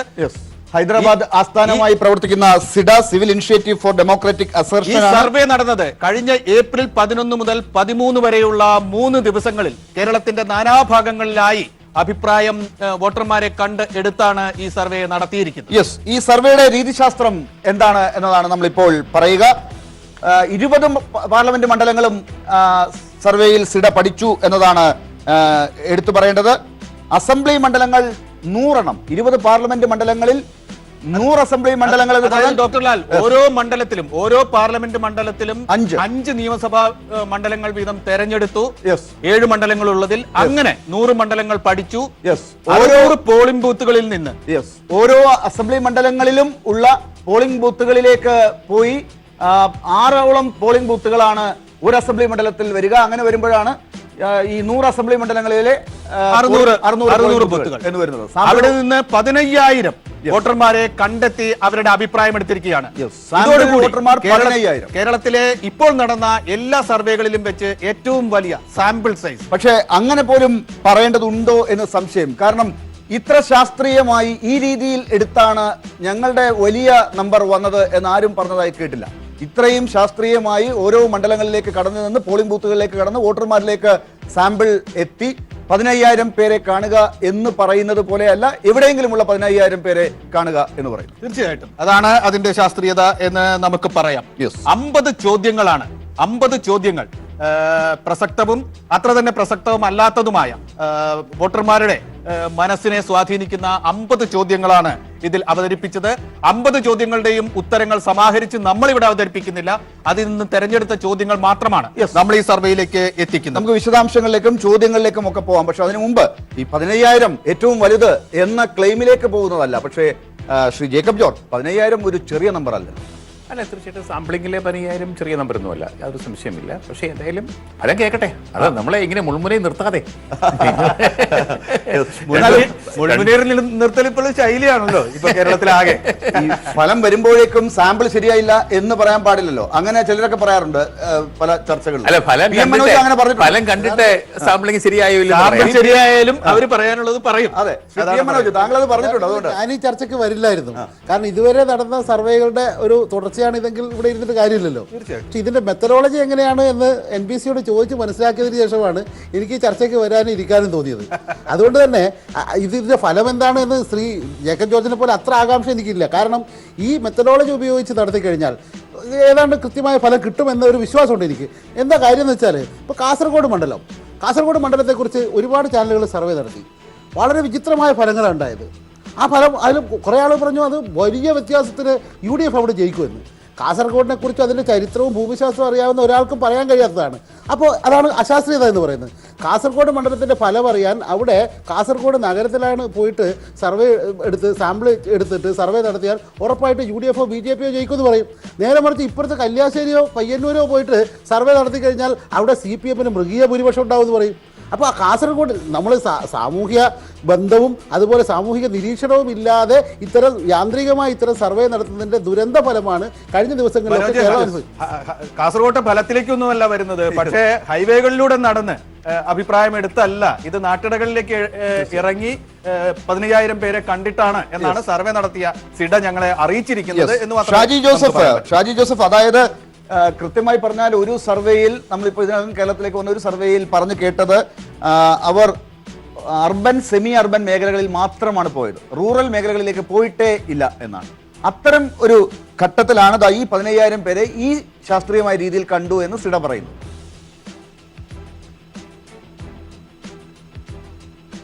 ഇവിടെ ഡോക്ടർ ലാൽ 15,000 പേരുടെ സാമ്പിൾ എന്ന് പറയുന്നത് ഒരു ചെറിയ സാമ്പിൾ അല്ല. പക്ഷേ ശ്രീ PM മനോജ് പറഞ്ഞതിൽ ഒരു വലിയ കാര്യം നമ്മൾ ശ്രദ്ധിക്കുക. ഈ സാമ്പിളിനെ പഠിക്കുന്നത് ക്വാളിറ്റേറ്റീവ് സ്റ്റഡി ആയിരിക്കണം എന്നുള്ളതാണ് ഏറ്റവും വലിയ കാര്യം. നഗരപ്രദേശത്ത് പോയി 15,000 പേരെ ചെയ്തിട്ട് തിരിച്ചു വന്ന് ഒരു കാര്യത്തിലേക്ക് നമ്മൾ പ്രവചനം നടത്തിയാൽ അത് ശരിയാകില്ല. കാരണം ഓരോ പാർലമെന്ററി മണ്ഡലത്തിൻ്റെയും അതിൻ്റെതായ ഒരു കെമിസ്ട്രി ഉണ്ട്. റൂറൽ പോപ്പുലേഷൻ കൃത്യമായി പ്രതികരിക്കുന്ന ഒരു പരമ്പരാഗത രീതി അവിടെയുണ്ട്. ഇപ്പോൾ കാസർഗോഡിന്റെ കാര്യം പറഞ്ഞു. കാസർഗോഡ് പോലുള്ള ഒരു മണ്ഡലത്തിൽ അവിടുത്തെ റൂറൽ പോപ്പുലേഷൻ പരമ്പരാഗതമായി സ്വീകരിച്ചു കൊണ്ടിരിക്കുന്ന ഒരു വോട്ടിംഗ് പാറ്റേൺ ഉണ്ട്. ആ പാറ്റേൺ ഈ 15,000 സാമ്പിളുകൾക്കുള്ളിൽ പെട്ടിട്ടില്ല എങ്കിൽ കാസർഗോഡിനെ കുറിച്ച് പ്രവചിക്കുന്നത് തീർച്ചയായും അവിടെ നടക്കുന്ന രാഷ്ട്രീയ പോരാട്ടവുമായി ഒരു ബന്ധവുമില്ലായിരിക്കും. ശാസ്ത്രീയമായി സാമ്പിളുകൾ ശേഖരിക്കുക എന്നത് മാത്രമല്ല, ശാസ്ത്രീയമായി ഈ സാമ്പിളുകളുടെ പൊളിറ്റിക്കൽ കെമിസ്ട്രി മനസ്സിലാക്കുകയും കൂടി ചെയ്യുന്ന ഒരു പ്രവചനമായിരിക്കണം നടക്കുന്നത്. തീർച്ചയായിട്ടും പറഞ്ഞത് വളരെ കൃത്യമാണ്. അതായത് ഈ സാമ്പിളുകൾ എടുക്കുക എന്നുള്ളത് മാത്രമല്ല, ആ സാമ്പിൾ എടുത്ത് ഈ വോട്ടർമാരെ പോയി സമീപിച്ച് ചോദ്യങ്ങൾ ചോദിച്ച് അഭിപ്രായങ്ങൾ ശേഖരിക്കുക എന്നുള്ളത് മാത്രമല്ല, അതിന്റെ ഗുണപരമായ വശങ്ങൾ കൂടി നോക്കേണ്ടതുണ്ട്. അത് എത്രത്തോളം ശരിയായി ആ സർവേ നടത്തപ്പെട്ടിട്ടുണ്ട്, പറഞ്ഞ സ്ഥലങ്ങളിലൊക്കെ തന്നെയാണോ പോയിട്ടുള്ളത്, ഈ പറഞ്ഞ ആളുകളൊക്കെ തന്നെയാണോ കണ്ടിട്ടുള്ളത്, ആ കണ്ട ആളുകൾക്കൊക്കെ കൃത്യമായി ഈ രീതിയിലുള്ള അഭിമുഖം അവിടെ നടന്നിട്ടുണ്ടോ, ഇതൊക്കെ നോക്കിയിട്ടാണ്. അപ്പോൾ ഒരു കൃത്യമായി ഈ കാര്യത്തിൽ നമുക്ക് ഓരോ വിഷയങ്ങളിലേക്ക് പോകുമ്പോൾ ആ കാര്യങ്ങൾ കൂടി മനസ്സിൽ വെച്ചുകൊണ്ട് വേണം പോകാൻ.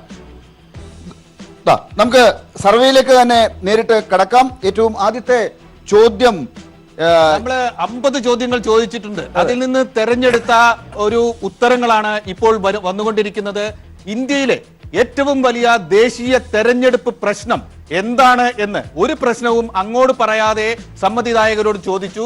അവർ നൽകിയ ഉത്തരങ്ങൾ സ്വമേധയാ അവർ കണ്ടെത്തിയ ഏറ്റവും വലിയ പ്രശ്നമായി അവർക്ക് തോന്നിയ കാര്യം അവർ പറഞ്ഞു. അതനുസരിച്ച് തൊഴിലില്ലായ്മയാണ് ഈ തെരഞ്ഞെടുപ്പിലെ ഏറ്റവും വലിയ പ്രശ്നം എന്ന് ഈ സർവേയിൽ പങ്കെടുത്ത 26.3% പേർ അഭിപ്രായപ്പെട്ടിരിക്കുന്നു. ഏറ്റവും വലിയ പ്രശ്നം തൊഴിലില്ലായ്മ. അതിർത്തിയിലെ പ്രശ്നങ്ങൾ ആളുകൾ പറഞ്ഞിട്ടുണ്ട്. യുദ്ധം അതുപോലെയുള്ള കാര്യങ്ങൾ ആകാം. അതുൾപ്പെടെയുള്ള കാര്യങ്ങളിൽ 15.20% ആളുകൾ അതാണ് ദേശത്തിലെ ഏറ്റവും വലിയ പ്രശ്നം എന്ന് പറഞ്ഞിരിക്കുന്നു. ഈ തെരഞ്ഞെടുപ്പിലെ ഏറ്റവും വലിയ ചർച്ചാ വിഷയങ്ങളിൽ ഒന്നായി മാറിയ അഴിമതി, അതേറ്റവും പ്രധാനപ്പെട്ട പ്രശ്നങ്ങളുടെ പ്രശ്നമായി കാണുന്ന 12.1% പേർ അഭിപ്രായം പറഞ്ഞിരിക്കുന്നു. വർഗീയതയ്ക്കും ഏതാണ്ട് അഴിമതിക്ക് തുല്യമായ ഫിഗറുണ്ട്, 12%.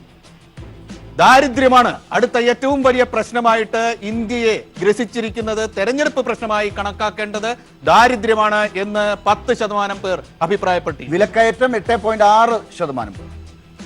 ഭീകരത ഏറ്റവും വലിയ ചർച്ചാ വിഷയമായി മാറിയിരിക്കുന്ന ഭീകരത ഏറ്റവും വലിയ പ്രശ്നമാണ് എന്ന് പറഞ്ഞിരിക്കുന്നത് 8.4% പേരാണ്.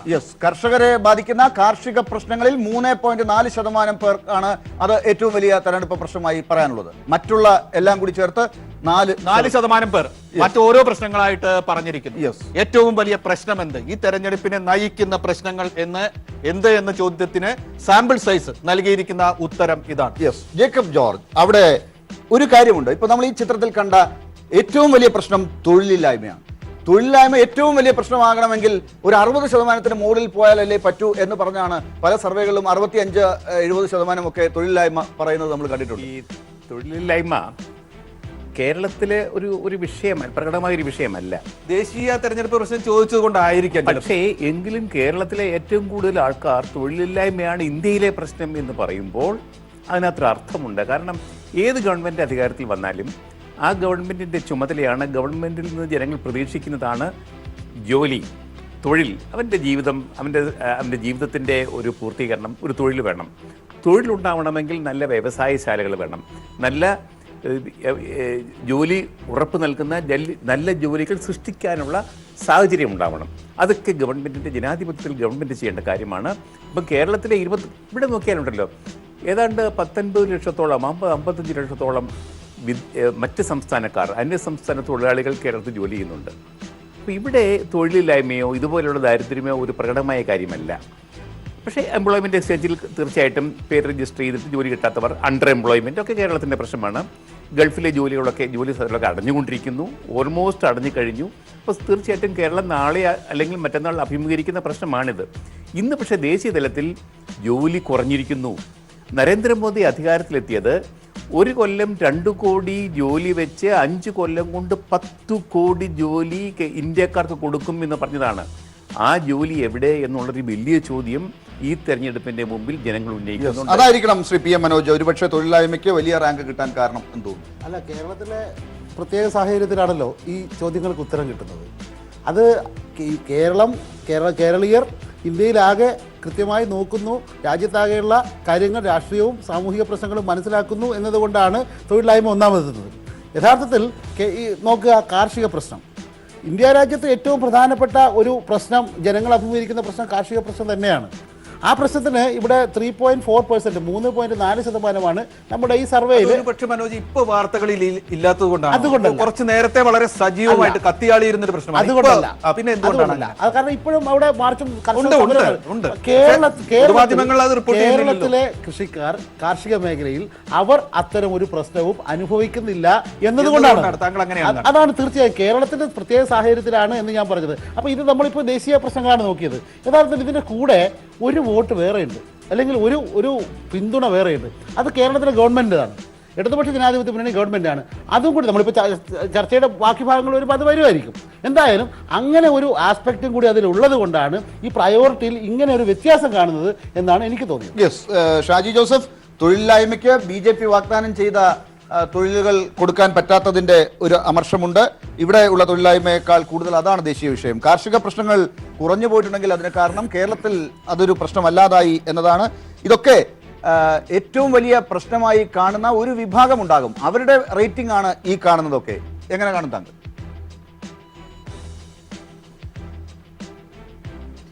കേരളത്തിലെ പ്രശ്നങ്ങൾ അനലൈസ് ചെയ്യുമ്പോൾ അല്ലല്ലോ ഈ മറുപടി കിട്ടുന്നത്.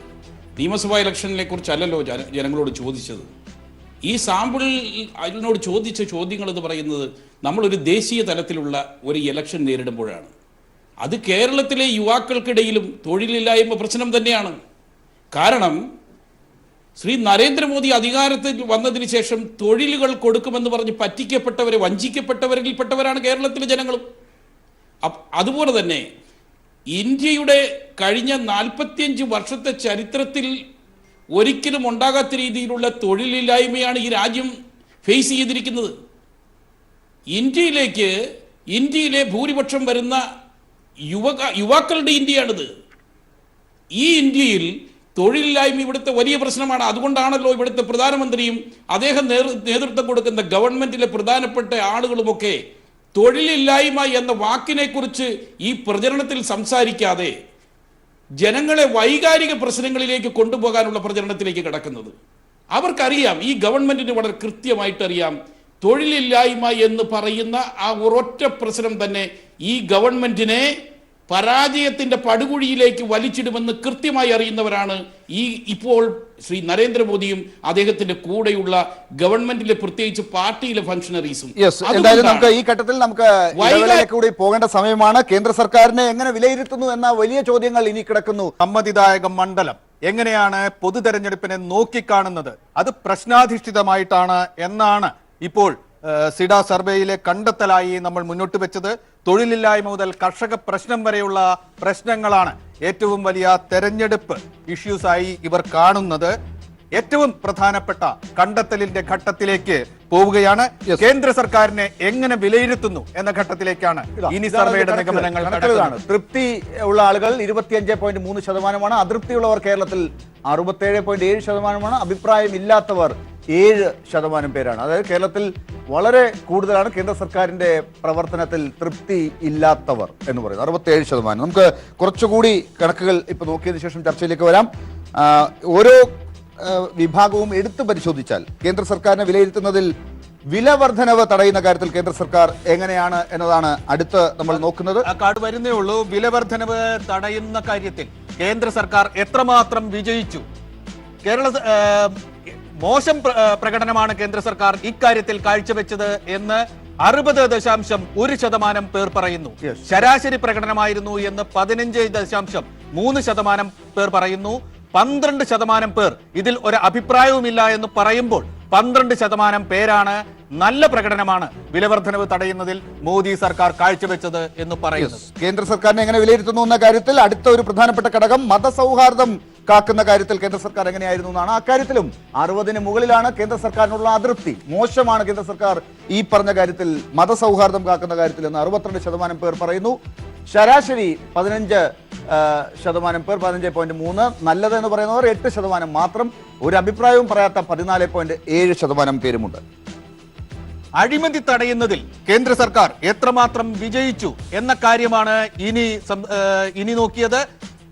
അഴിമതി തടയുന്നതിൽ 58% പേർ മോശം പ്രകടനമാണ് മോദി സർക്കാർ കാഴ്ചവെച്ചത് എന്നാണ് പറഞ്ഞത്. ബാക്കി ശരാശരി പ്രകടനമായിരുന്നു എന്ന് 18.1% പേർ അഭിപ്രായപ്പെട്ടപ്പോൾ നല്ല പ്രകടനമായിരുന്നു എന്ന് 12.6% പേർ പറഞ്ഞു. ഒരഭിപ്രായവും പറയാനില്ല എന്ന് 11.3% പേർ അഭിപ്രായപ്പെട്ടു. കർഷക പ്രശ്നങ്ങൾ നേരിടുന്ന കാര്യത്തിൽ നേരത്തെ ചർച്ച വന്നതാണ്. ഏതാണ്ട് ആ ചർച്ചയിലേക്ക് നമ്മുടെ സൂചന കൃത്യമായി എത്തുന്നതായി. ഇപ്പോൾ മോശമാണ് കർഷക പ്രശ്നങ്ങൾ നേരിടുന്ന കാര്യത്തിൽ എന്ന് 60% പേരാണ് കൃത്യമായ ആ വിഷയം എടുത്തു ചോദിച്ചപ്പോൾ പറഞ്ഞിരിക്കുന്നത്. ശരാശരിയാണ് കർഷക പ്രശ്നങ്ങൾ നേരിടുന്നതിൽ മോദി സർക്കാർ എന്ന് 16.2%, നല്ലത് എന്ന് പറഞ്ഞവർ 14.7%, അഭിപ്രായമില്ലാത്തവർ ഇക്കാര്യത്തിൽ 10-ൽ താഴെ ശതമാനം പേർ മാത്രം 9.1%. ഒരു പ്രത്യേക രാഷ്ട്രീയ സാഹചര്യത്തിൽ ഏറ്റവും അധികം ചർച്ച ചെയ്യപ്പെട്ട ഭീകരവാദം നേരിടുന്നതിൽ കേന്ദ്ര സർക്കാർ എത്രമാത്രം വിജയിച്ചു എന്നതാണ് അടുത്ത ചോദ്യം.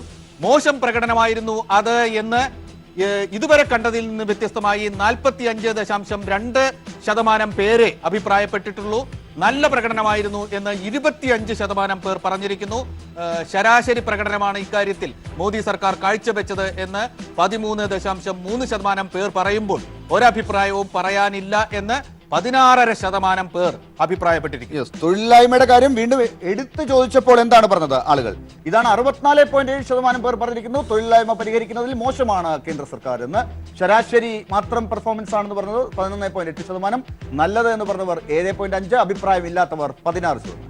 കേന്ദ്ര സർക്കാരിനെ വിലയിരുത്തുന്നതിലെ ഏറ്റവും അവസാനത്തെ കാര്യത്തിലേക്ക് നമ്മൾ കടക്കുകയാണ്. അക്ഷയ ദിൻ.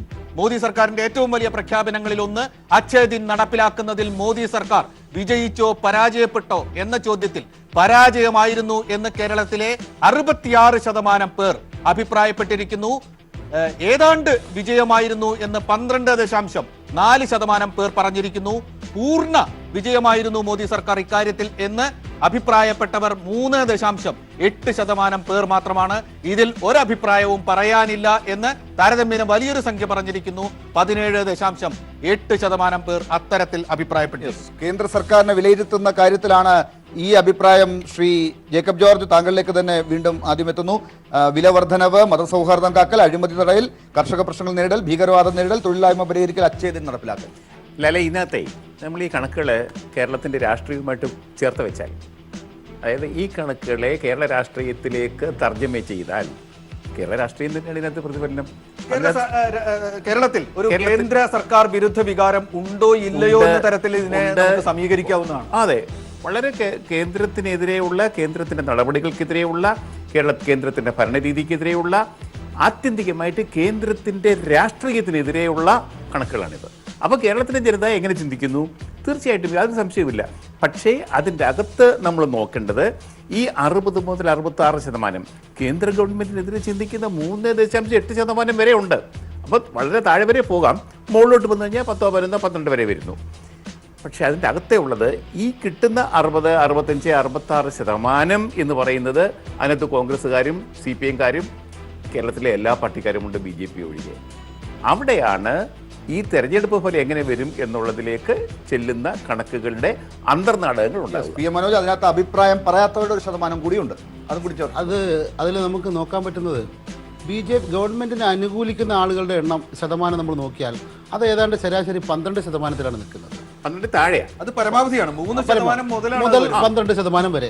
അപ്പൊ അത് ശ്രീ ജേക്കബ് ജോർജ് പറഞ്ഞത് വളരെ കൃത്യമാണ്. അത് കേരളത്തിന്റെ BJP-യുടെ സാന്നിധ്യം അത്രയേ ഉള്ളൂ. കേരളത്തിന്റെ ഒരു രാഷ്ട്രീയ ചേരിതിരിവ് തന്നെ അതിൽ കാണാം. തീർച്ചയായും അതിൽ വ്യത്യസ്തമായ ഒരു കണക്ക് വന്നു, ഭീകരതയെ നേരിടുന്ന കാര്യം. യഥാർത്ഥത്തിൽ അത് വന്നതിൻ്റെ ഒരു സാഹചര്യമുണ്ട്. കഴിഞ്ഞ ദിവസം നരേന്ദ്രമോദി വലിയ ഒരു പ്രഖ്യാപനം നടത്തി. ആ പ്രഖ്യാപനത്തിൽ വോട്ട് എങ്ങനെ ചെയ്യണമെന്നാണ് പറഞ്ഞ കന്നി വോട്ടർമാരോട് ബലാക്കോട്ടിന് വേണ്ടിയും പുൽവാമ ആക്രമണത്തിൻ്റെ പേരിലും വോട്ട് ചെയ്യണമെന്നാണ് പറഞ്ഞത്. അത് കഴിഞ്ഞ് തെരഞ്ഞെടുപ്പ് കമ്മീഷൻ തന്നെ പരിശോധിച്ചപ്പോൾ അഭിനന്ദ് വർദ്ധമാൻ്റെ ചിത്രം വെച്ചിട്ട് വോട്ട് പിടിക്കുന്നു. ഇതിനെതിരെ രാജ്യത്തിൻ്റെ മുൻ സൈനിക മേധാവികൾക്കാകെ പ്രതികരിക്കേണ്ടി വന്നു. അപ്പോൾ അത്തരം ഒരു തെറ്റായ വഴിയിലൂടെ അങ്ങനെ സഞ്ചരിക്കുമ്പോൾ അതിന് ജനങ്ങൾ ചില പ്രതികരണങ്ങൾ ഉണ്ടാക്കാൻ കഴിയുന്നു എന്ന ഒരു അപകടകരമായ ഒരു സന്ദേശം ഇതാണ് സർവേകൾക്ക് കണ്ണു തുറപ്പിക്കാൻ കഴിയും. ഐ-ഓപ്പണറായിട്ട് ചിലത് ഉണ്ടാകും എന്ന് പറഞ്ഞത് 45% പേരെ അത് മോശമാണ് ഭീകരവാദം നേരിടുന്നതിൽ എന്ന് പറഞ്ഞിട്ടുണ്ട്. ഒരു കാര്യങ്ങൾ പറയട്ടെ. ഈ 2014 മുതലാണ് ഇന്ത്യയുടെ ചരിത്രം തുടങ്ങുന്നത് എന്ന് പറഞ്ഞു വെക്കുകയാണ് മോദിയും കൂട്ടരും. അതിനു മുമ്പ് ചരിത്രമില്ല. ഇവിടെ ശത്രു രാജ്യത്ത് പോയി ബോംബിട്ടു, അതൊക്കെ ശരിയാണ്. സർജിക്കൽ നടത്തി, ബലാക്കോട്ട് ആക്രമണം, എത്ര പേര് പ്രചണ്ഡമായ പ്രചരണം േഴുന്നുണ്ടോ ഇവിടെ? പക്ഷെ ഒരു കാര്യമുണ്ട്, ഇവിടെ ഒരു മുൻ പ്രധാനമന്ത്രി ഒരു രാജ്യത്തെ വെട്ടിനുറുക്കി രണ്ടാക്കി കൊടുത്താണ്. ശത്രു രാജ്യത്തെ രണ്ടാക്കി കൊടുത്തു. അതേക്കുറിച്ച് ഇവരാരും ഒന്നും മിണ്ടുന്നില്ല. ഇന്ത്യയുടെ ചരിത്രത്തിലെ, ഈ ഭൂഖണ്ഡത്തിന്റെ ചരിത്രത്തിലെ ഏറ്റവും വലിയ നിർണായകമായ ഒരു സംഭവമായിരുന്നു അത്, ബംഗ്ലാദേശ് ആക്രമണം. ഒരു യുദ്ധത്തിലൂടെ നടന്നു. ഒരു യുദ്ധത്തിലൂടെ ഒരു അമേരിക്കൻ ഭീഷണി വകവെക്കാതെ ഇന്ദിരാഗാന്ധി എന്ന കോൺഗ്രസ് നേതാവ് പ്രധാനമന്ത്രിയായിരുന്നപ്പോൾ ജനറൽ മനക്ഷ അവരുടെയൊക്കെ നേതൃത്വത്തിൽ ഒരു യുദ്ധം നടത്തി. അമേരിക്കൻ കപ്പൽപ്പട വരുന്നു, 7ാം കപ്പൽപ്പട വരുന്നു. അതൊന്നും കൂസാതെ അപ്പോൾ റഷ്യ നമ്മളെ സഹായിക്കാൻ വരുന്നു. എന്തൊരു ഭയങ്കരമായ സംഭവ വികാസം അത്. ചരിത്രത്തിൽ BJP-ക്ക് അതേക്കുറിച്ച് മിണ്ടുന്നില്ല. ഷാജി ജോസഫ്, ഒരുപക്ഷെ ഈ കാർഡുകളിൽ നമ്മളിപ്പോൾ കണ്ട കണക്കുകളിൽ ഒരുപക്ഷെ BJP-ക്ക് കുറച്ച് ആനുകൂല്യം കിട്ടുന്നത് എന്ന് PM മനോജ് പോലും കണ്ട ഭീകരവാദത്തെക്കുറിച്ചുള്ള കാര്യങ്ങൾ, അതാണ് BJP-ക്കും താല്പര്യം. ഒരുപക്ഷെ ഇങ്ങനെയുള്ള കാര്യങ്ങൾ പറയാനാണ് താല്പര്യമുള്ളത്. പക്ഷേ തെരഞ്ഞെടുപ്പ് പെരുമാറ്റച്ചട്ടം ലംഘിക്കേണ്ടി വരും അങ്ങനെയുള്ള കാര്യങ്ങൾ പറഞ്ഞാൽ. വേറെ കുറേ കാര്യങ്ങൾ നമുക്കറിയാം. അപ്പോൾ പെരുമാറ്റച്ചട്ടം ലംഘിച്ചാലേ അവർക്ക് ആനുകൂല്യമുള്ള വിഷയങ്ങളിലേക്ക് എത്താൻ പറ്റൂ എന്നതാണോ ഈ കണക്കുകൾ പറയുന്നത്?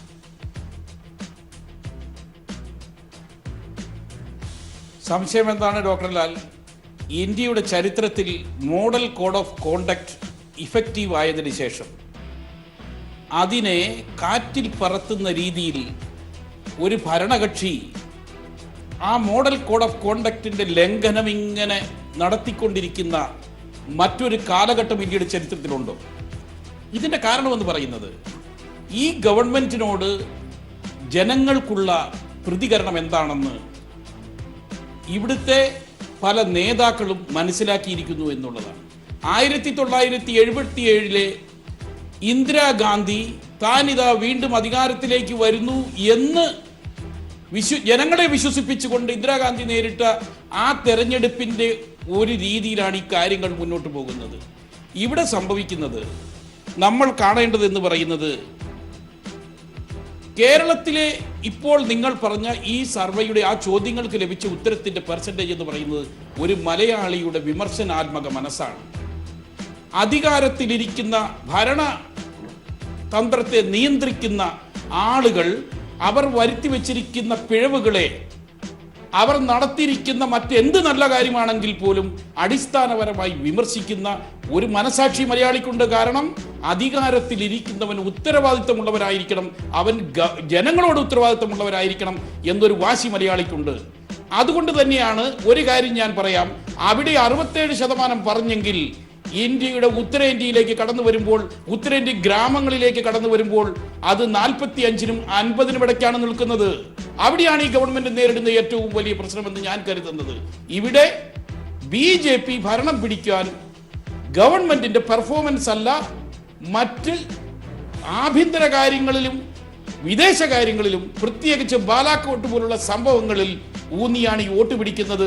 അത് ഇലക്ഷൻ കമ്മീഷൻ എന്ന് പറയുന്ന ഒരു ഭരണഘടനാ സ്ഥാപനത്തെ എത്രത്തോളം അപഹാസ്യമായിട്ട് കൈകാര്യം ചെയ്യാമോ അങ്ങനെയാണെങ്കിൽ തന്നെ അത് ഉപയോഗിക്കുക എന്നുള്ളതാണ് BJPയുടെ ഇപ്പോഴത്തെ നീക്കം. കേരളത്തിൽ നിന്നായിരുന്നു മാതൃക. കേരളത്തിൽ നിന്നാണ് ഇലക്ഷൻ കമ്മീഷനോട് എങ്ങനെ പെരുമാറണം എന്ന കാര്യത്തിൽ ഒരു മാതൃക BJPക്കാർ കാണിച്ചു കൊടുത്തത് എന്ന് ഉണ്ടോ എന്നുള്ളത് ചർച്ചകളിലൂടെ കണ്ടെത്തേണ്ട ഒരു കാര്യമാണ്. എന്തായാലും ആ കാര്യത്തിൽ ഞാൻ പറഞ്ഞില്ല, അതിഥികളിലേക്ക് വിടുകയാണ്. പക്ഷേ നമുക്ക് അടുത്ത 2 ചോദ്യങ്ങൾ ഒരുമിച്ചെടുക്കേണ്ടതുണ്ട് NPC. അതായത് മോഡിയുടെ ഏറ്റവും നല്ല നടപടിയായി ആളുകൾ കണ്ടത് എന്താണ്? GST 11.3%. ഏറ്റവും നല്ല പദ്ധതി പെൻഷൻ പദ്ധതിയാണ് കൂടുതൽ ആളുകൾ പറഞ്ഞിരിക്കുന്നത്, 14.1%. കർഷകർക്ക് ആശ്വാസം 11.8%. നോട്ട് നിരോധനം 5%. ഇതിൽ താഴോട്ട് വരുന്ന ഒട്ടനേകം കാര്യങ്ങൾ ചേർത്താണ് 57.8% എന്ന് പറയേണ്ടി വരുന്നത്. മറ്റു വിഷയങ്ങൾ എന്ന് പറയുമ്പോൾ ഇതാണ് ഏറ്റവും മോദിയുടെ ഏറ്റവും മോശം നടപടി ഏതാണെന്ന് അങ്ങോട്ട് പറയാതെ ഇങ്ങോട്ട് പറയിച്ച ഒരു ചോദ്യം കൂടി ഉണ്ടായിരുന്നു. ഏറ്റവും മോശം നടപടി ആയി നോട്ട് നിരോധനമാണ് എടുത്തു പറഞ്ഞത്. 62.3% പേർ അങ്ങനെ അഭിപ്രായപ്പെട്ടു. GST നരേന്ദ്രമോദിയുടെ ഏറ്റവും മോശം പരിപാടിയാണെന്ന് 23.2% പേർ പറഞ്ഞു. അഴിമതി വിരുദ്ധ കാര്യങ്ങളിൽ 7.5% പേരാണ്, അതാണ് അഴിമതിയെ നേരിടുന്നതിലാണ് പരാജയം മോശമായത് എന്ന് 7.5% പേർ പറഞ്ഞു. മറ്റെല്ലാ വിഷയങ്ങളും കൂടി 7% പേർ പറയുകയുണ്ടായി. PM മനോജ്, ഒരുപക്ഷെ നോട്ട് നിരോധനം ഇപ്പോഴും മറന്നിട്ടില്ല ജനങ്ങൾ. മോദിയെ കുറിച്ച് ഓർക്കുമ്പോൾ ഏറ്റവും മോശം നടപടി എന്ന് ഒറ്റയടിക്ക് പറയുന്നത് നോട്ട് നിരോധനം പോലെയാകും. അല്ല, കഴിഞ്ഞ ഏതാണ്ട് ഒരു 2-3 പതിറ്റാണ്ടിനിടയിൽ രാജ്യത്തെ ബാധിച്ച ഏറ്റവും വലിയ മാൻമെയ്ഡ് ഡിസാസ്റ്റർ, മനുഷ്യനിർമ്മിത ദുരന്തം നോട്ട് നിരോധനമായിരുന്നു. ആ നോട്ട് നിരോധനത്തിനെ തുടർന്ന് നമ്മുടെ നാട്ടിൽ നമ്മുടെ സ്വന്തം കാശ് തിരിച്ചെടുക്കാൻ, സ്വന്തം വീട്ടിലെ ആവശ്യങ്ങൾക്ക് പോലും സ്വന്തം കാശ് ഉപയോഗിക്കാൻ കഴിയാതെ നരകിച്ച ആളുകൾ, അതുപോലെ 100ഓളം ആളുകളാണ് മരിച്ചു വീണത്, ക്യൂവിൽ നിന്നിട്ട് മരിച്ച ആളുകൾ. അങ്ങനെ രാജ്യത്തിൻ്റെ ഒരു യുദ്ധമൊക്കെയാണ്, യുദ്ധം വന്നാലോ അല്ലെങ്കിൽ മറ്റേതെങ്കിലും ആക്രമണം വന്നാലോ ഒക്കെ രാജ്യം പിന്നോട്ടടിക്കും. ഇതൊന്നുമല്ലാതെ രാജ്യത്തെ ഒരുപാട് പിന്നോട്ടടിപ്പിച്ച ഒരു നടപടിയായിരുന്നു നോട്ട് ദുരന്തം. അതിൻ്റെ ഫലമോ, ആ ഫലവും ജനങ്ങളിപ്പോൾ മനസ്സിലാക്കുന്നുണ്ട്. കള്ളനോട്ട് തിരിച്ചു പിടിച്ചില്ല, കള്ളനോട്ട് കണ്ടെത്തിയില്ല, കള്ളപ്പണം തിരിച്ചു പിടിച്ചില്ല, ഭീകരതയെ തുരത്തിയില്ല. ഇപ്പോൾ ഏറ്റവും കൂടുതൽ തൊഴിലവസരങ്ങൾ തീർച്ചയായും നഷ്ടപ്പെട്ടു, വിവിധ മേഖലകൾ തകർന്നു. അങ്ങനെ രാജ്യത്തെ സാമ്പത്തികമായി ആക്രമിച്ച ഏറ്റവും വലിയ ദുരന്തമായിട്ടാണ് ജനങ്ങൾ കണക്കാക്കുന്നത്. അതുകൊണ്ടാണ് ഇത്രയും പേർ, 63% പേരാണ്, 63-64 അത്രയും ആളുകളാണ് ഇതാണ് നരേന്ദ്രമോദിയുടെ ഏറ്റവും ദുരിതം പിടിച്ച നടപടി എന്ന് പറയാൻ ഇടയായ സാഹചര്യം. അതാണ് ഏറ്റവും നല്ല നടപടിയായിട്ട് പെൻഷൻ പദ്ധതി ചൂണ്ടിക്കാണിക്കുന്നത് 14% പേരാണ്. അതും കൂടി നമ്മൾ നോക്കണം. അതാണ് ഏറ്റവും വലിയ, അതായത് നരേന്ദ്രമോദി കഴിഞ്ഞ ഈ വർഷങ്ങളിലെ ഏറ്റവും പ്രധാനപ്പെട്ട പരിപാടി എന്ന് പറഞ്ഞ് അവതരിപ്പിച്ചത് നോട്ട് നിരോധനമായിരുന്നു. അതിങ്ങനെയായി. അത് അച്ഛതിൻ്റെ കാര്യം നമ്മൾ കണ്ടു. 60%-ലേറെ ആളുകൾ അത് മോശമാണെന്ന് പറഞ്ഞു, നടപ്പായില്ല എന്ന് പറഞ്ഞു. ഇപ്പോൾ പെൻഷൻ പദ്ധതിയെക്കുറിച്ചാണല്ലോ പറയുന്നത്. ഇപ്പോൾ രാഹുൽ ഗാന്ധി കോൺഗ്രസിൻ്റെ പുതിയ 72,000 പദ്ധതി, ന്യായ് പദ്ധതി പ്രഖ്യാപിച്ചപ്പോൾ ഞങ്ങളുടെ പെൻഷൻ പദ്ധതി ഉണ്ട് എന്ന് പറഞ്ഞിട്ടാണ് മോഡിയും അതുപോലെ BJPയും അതിനെതിർത്തത്. യഥാർത്ഥത്തിൽ ആ പെൻഷൻ പദ്ധതി ഈ 14% അംഗീകരിക്കുന്നുള്ളൂ. കാരണം അതിൻ്റെ ഫലം യഥാർത്ഥത്തിൽ ജനങ്ങളുടെ ജീവിതത്തിലേക്ക് ഏതെങ്കിലും ഒരു നടപടിയുടെ ഫലം എത്തിച്ചേർന്നാലാണല്ലോ അതിനെ അംഗീകരിക്കുക. അപ്പോൾ ഈ കേരളത്തിലെ ജനങ്ങൾക്ക്, സാധാരണ ജനങ്ങൾക്ക്, ഈ 14% ആളുകൾക്ക് മാത്രമേ ഇങ്ങനെ ഒന്നുണ്ട് എന്നുള്ള അറിവ് പോലും ലഭിച്ചിട്ടുള്ളൂ എന്നാണ് അതിൻ്റെ സൂചന. അപ്പോൾ ജേക്കബ് ജോർജ്, ആളുകൾക്ക് വേണ്ടത് പരിഹാരം, നോട്ട് നിരോധനത്തിലൂടെ ഉണ്ടായ സംഭവങ്ങളുടെ ഒക്കെ പ്രത്യാഘാതങ്ങളിൽ നിന്നുള്ള മോചനം എന്നാണ് മനസ്സിലാക്കേണ്ടത്. നോട്ട് നിരോധനത്തെക്കുറിച്ച് ഒരൊറ്റ അക്ഷരം ഈ നേതാക്കന്മാർ, കേന്ദ്ര നേതാക്കന്മാർ പറയുന്നില്ല എന്നുള്ളതാണ്. ഞങ്ങൾ നോട്ട് നിരോധിച്ചില്ലേ എന്നൊരു ചോദ്യം ചോദിക്കാമായിരുന്നല്ലേ അവർക്ക്. ഞങ്ങൾ നോട്ട് നിരോധിച്ചിട്ട് ഇന്ത്യയിലെ ഇടത്തരക്കാരെയും ഒക്കെ കള്ളനോട്ടിൽ നിന്നും കള്ളപ്പണത്തിൽ നിന്നും ഒക്കെ രക്ഷിച്ചില്ലേ എന്നൊരു ചോദ്യം അവർ ചോദിക്കുന്നില്ലല്ലോ. അതിന്റെ അർത്ഥം അത് പൊളിഞ്ഞു എന്നുള്ളത് അവർ തന്നെ സമ്മതിക്കുക. അതാണ്. 62% പേര് കാണുന്നുണ്ട് കേരളത്തിൽ. അത് കേരളത്തിലെ ആൾക്കാർക്ക് വിവരമുള്ളത് കൊണ്ടാണ്. കാണുന്നുണ്ട് എന്നത് വലിയൊരു കാര്യമാണ്. കാണുന്നില്ല എന്നോ പറയുന്നില്ല എന്നതുകൊണ്ടോ ഷാജി ജോസഫ്, ആളുകൾ ഇത് മറന്നു എന്ന അർത്ഥമില്ല. 2004 ഓർമ്മ വരുന്നത്. ഇന്ത്യ ഷൈനിങ് എന്ന് പറഞ്ഞുകൊണ്ടേയിരുന്നു. ആളുകൾ അതൊന്നും കേട്ടില്ല. ഷാജി, നേരത്തെ കണ്ട കാര്യങ്ങൾക്ക് താങ്കൾ ഒരുമിച്ചൊരു അഭിപ്രായം പറഞ്ഞത് മലയാളിയുടെ വിമർശനാത്മക മനസ്സാണ് അതിൽ കണ്ടത് എന്നാണ്. ഇപ്പോഴിതാ മോദിയുടെ നല്ല കാര്യങ്ങളും ചീത്ത കാര്യങ്ങളും എന്ത് എന്ന് അങ്ങോട്ട് ചോദിച്ചപ്പോൾ ജനങ്ങൾ സ്വമേധയാ പറഞ്ഞ ഉത്തരം മുന്നിൽ വെച്ചിരിക്കുന്നു. എന്ത് മനസ്സാണ്, മലയാളിയുടെ എന്ത് മനസ്സാണ് താങ്കൾ അതിൽ വായിക്കുന്നത്?